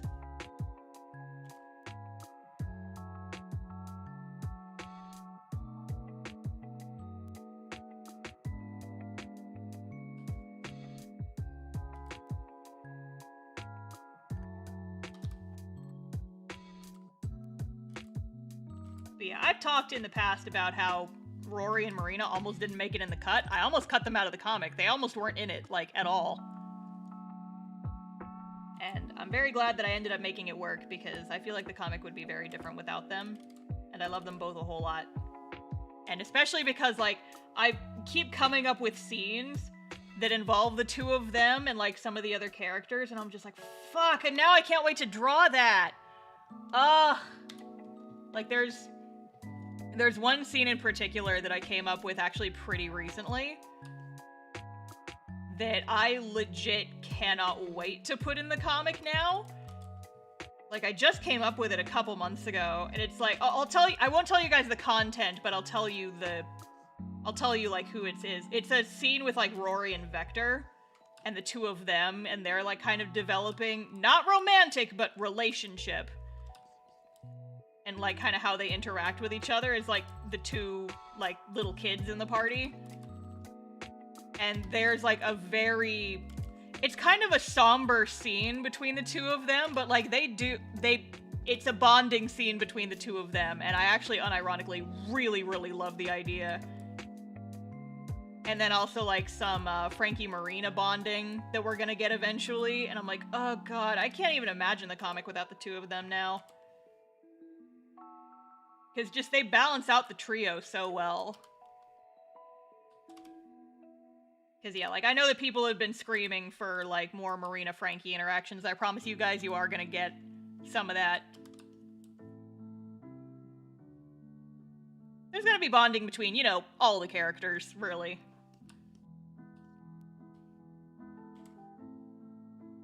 And I love how that, like, even after, like, everything they went through in the city and, like, getting separated, it just served to, like, kind of strengthen the bond between the characters. Can now, like, Marina and Ariana are kind of a little duo. They're, like, the team moms, kind of. And now, like, the kids team is, like, Rory and Vector, and then Frankie's kind of their unofficial, like, the straight man of the group. He kind of, like, keeps them in check, but also encourages them to be kids. It's just, I love their dynamic so much. I love my characters a whole lot, and I'm glad that other people like them too. Because I love these kids very much.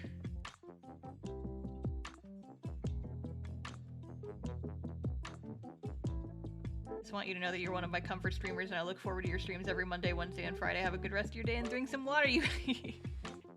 Well, thank you. I appreciate that. Thanks for hanging out and stream. I'm a comfort streamer, you guys. I never advertised myself as having comfy, like, stream vibes, but I'm glad that people find joy in my streams. Makes me feel good. It's like, I mostly stream for myself. It's like, yeah, I need to get work done, so I'll just stream. Helps me get stuff done, but I'm glad that other people enjoy the vibes, enjoy the hangouts. Frankie's kind of a kid, but kind of not. Can be either, depending on the circumstance, aka if the moms are there or not. Exactly.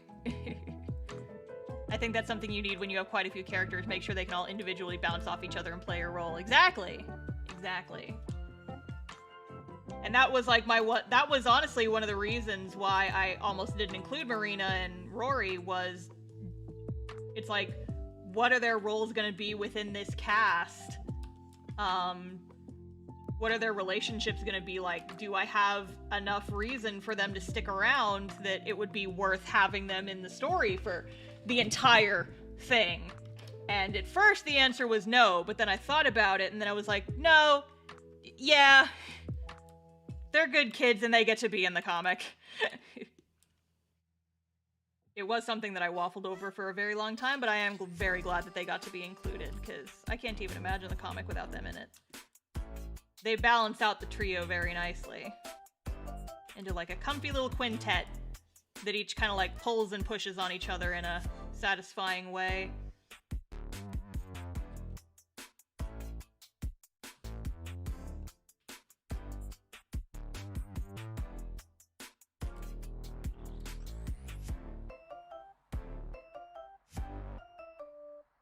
Waffled over or pancaked over? Oi.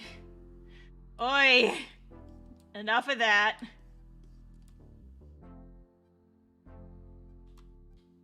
Need to just sit down and fucking make Frankie pancake merch, don't I?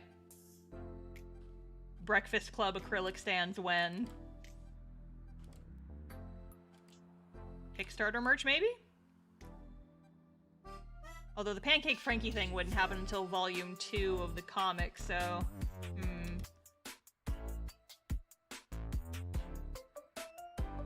Because volume 1's only going to be the first 4 chapters.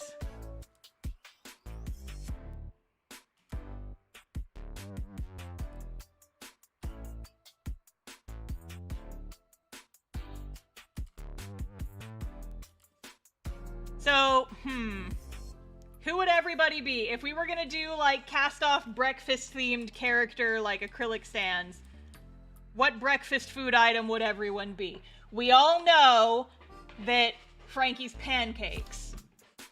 I feel, yeah, Vector would be a cinnamon roll. I thought you already did those. I made little stickers of them and put them on Redbubble, but that was many, many, many, many years ago. Zara would just be a fucking cup of black coffee because he needs the caffeine. I feel like Marina would be like a fruit tart. Or blueberry waffles, that's also good. But I think like something with like fruits for her would be good. When Artemis had the most carnivore breakfast ever. No, yeah, she would totally eat like... She'd be the person who goes to IHOP at like 9 in the morning and orders a fucking steak with hash browns. Not even with hash browns, she just fucking orders a steak. She's one of those weirdos who goes to IHOP and orders meat. It's like, Ariana, what the fuck? You're at the pancake place and you're gonna get, like, steak and meat? What the fuck is wrong with you?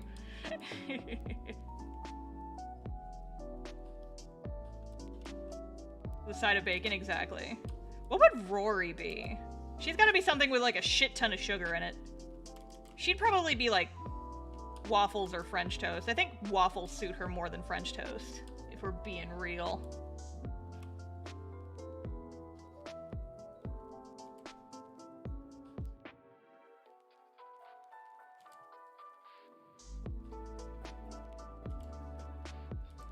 I haven't thought about Castoff Breakfast Club in like so freaking long.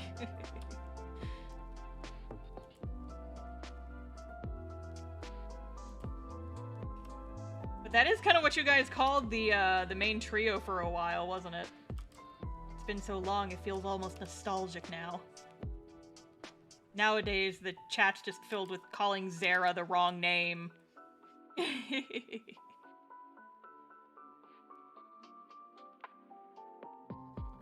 Barely unthawed breakfast waffles like the type you stick in the toaster. Oh, she's an eggo. Marina wouldn't tolerate Rory having bad waffles. She'd be like, no, I'm gonna make you good waffles. She sees Rory, like, put Eggos in the grocery store cart, and she's just like, no. No. We're making real waffles. Those aren't healthy for you. Let me make you real waffles that are gonna be so much more unhealthy. Sugar-loaded cereal, yeah, definitely that too. She'd eat like fucking Cookie Crisp or something. Or like those Pop-Tarts with like so much fucking chocolate frosting on them. Fun fact, when I was a kid, my parents, my mom specifically, but my parents never let me get Pop-Tarts with frosting on them. I always got the unfrosted Pop-Tarts, like the strawberry ones with no frosting. And I remember one time, a friend of mine gave me, like, one of their, like, s'mores chocolate nightmare, like, artery-clogging, heart rate-inducing Pop-Tarts for the first time. And I cried. Because it was so good. For, like, little 6, 7-year-old me. Oh my god, it was a fucking whole, like, my life changed in that moment. Nowadays, the unfrosted Pop-Tarts are, like, the only kind I'll even eat. As much as I have a pretty intense sweet tooth, the frosted Pop-Tarts are just, like, they're too fucking much, man. I can eat, like, one of them.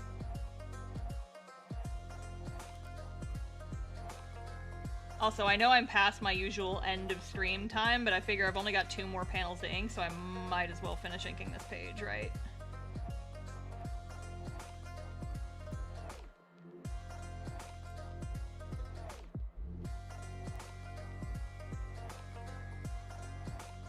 That's the moment Star came up with Castoff. The sugar blasted her into the future. Oh god. What a traumatizing experience that would be. You're like 7 years old eating Pop-Tarts on the playground, and then all of a sudden you're an adult with fucking responsibilities and shit, and you're like, oh my god, what the hell happened?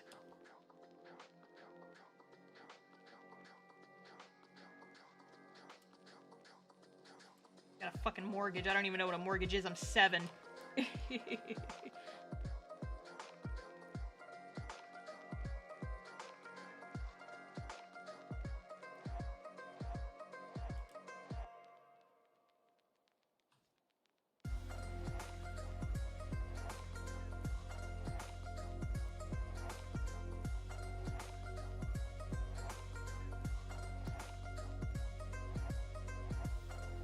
A webbed comic and a sleep paralysis demon. Oh god, no, the horror. The horror. Oh no, adult responsibilities and sleep paralysis. Oh god. I mean, I've told this story before, we joke, but I actually did cure myself of sleep paralysis by telling my sleep paralysis demon to fuck off. And it worked. I haven't had sleep paralysis since then. I talked about that in one of my videos, but it's 100% a true story. You can cure sleep paralysis by telling the sleep paralysis demon to fuck off. Because it worked for me, and it can work for you. Yeah, now I just mill around her house. Get out of here, Jay! Get out of my house, Jay! Oh, you did already? Yeah, it's in my Ghost Stories video. It's like the last part of my Ghost Stories video is talking about how I had sleep paralysis, and then I told my sleep paralysis demon to fuck off, and then I never had sleep paralysis anymore. I feel like that says a lot about me, is like what type of person I am. You know how you can like summarize an anecdote and you kind of get the idea of the vibes of a person? I feel like you can tell a lot about the kind of energy that I have as a person by just saying, yeah, one time I had sleep paralysis, and then I told my sleep paralysis demon to fuck off, and it cured my sleep paralysis. If only that worked for everyone. Okay, question though.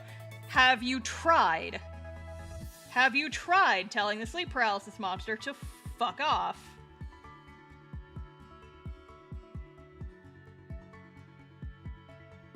I feel like you can't say it doesn't work until you have tried it. PSA.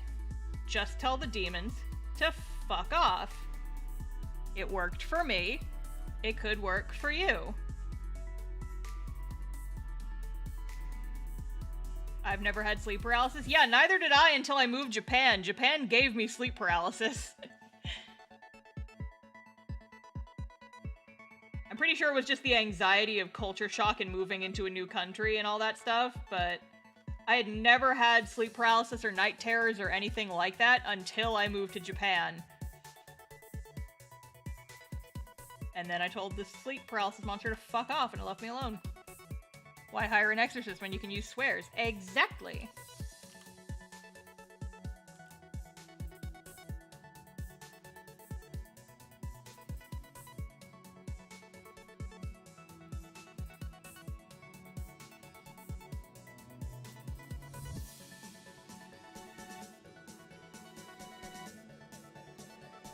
I have friends who think I was, like, legit haunted. I have friends who are, like, more into the supernatural stuff, and they're like, Star, I think you may have been, like, legitimately haunted by a ghost in that instance. And I'm like, yeah, well, maybe. They're gone now, so... I guess we'll never fucking know, will we?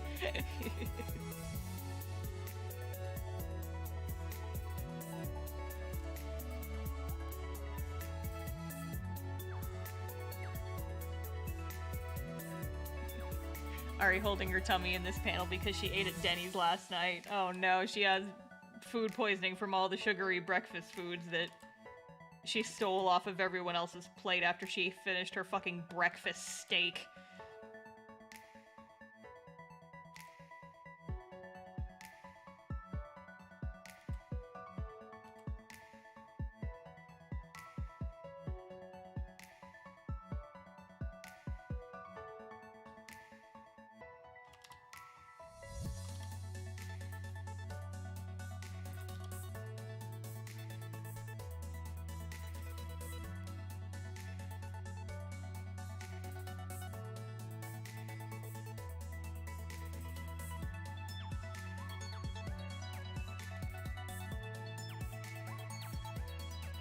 Now everybody's arguing about whether or not Ariana actually got stabbed.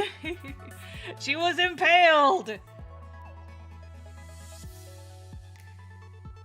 Oh, I've been impaled, she said, and then she just got up and walked away. Ariana is Olaf frozen, confirmed.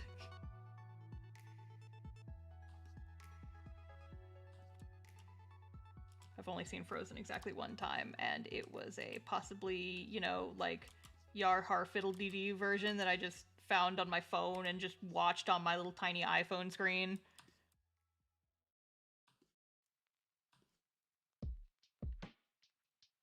I maybe don't remember it super well, but anyway, page is done! Let's go!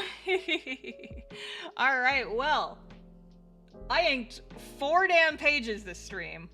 Uno, dos, tres, cuatro.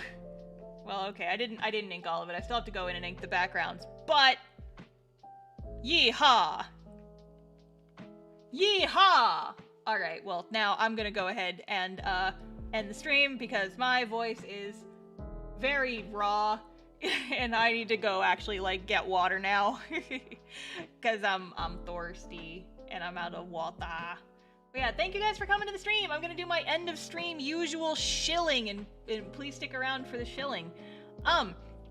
If you have not already, please read my webcomic Castoff. You guys just watched me draw it for like 3 hours. And also, if you use tapas.io to read webcomics and you have not subscribed to Tapas on there, Castoff has officially joined the early access program, which means that you can see these pages much earlier if you unlock them on Tapas. So there you go. Please subscribe to Castoff because unlocking updates over there actually really helps support me and the comic as well. So please do that. Also, let's see what else. We have the next session of our D&D show, What's Left of Us, happening this Friday. And if you don't have time to catch up, we've got a full story summary on our website. But if you do have time to catch up, we've got all the episodes on Jay's YouTube channel, youtube.com/thejcorn. And you should totally subscribe, by the way, because once we hit 1,000 subscribers on Jay's account, then we can start monetizing our episodes to pay for things like an editor to make like clips and stuff and help us market the show better. Yay! And then lastly, if you're watching on YouTube and you haven't subscribed yet, or if you're watching on Twitch and you haven't subscribed to my YouTube channel yet, please subscribe to my YouTube channel. I've been focusing quite a lot on my YouTube channel growth this year, and I guess I'm sort of kind of trying to hit 100K by the end of the year. I'm not sure if I'll hit it, but everyone keeps insisting that I probably will. So if you could subscribe to the YouTube channel, I would very much appreciate it.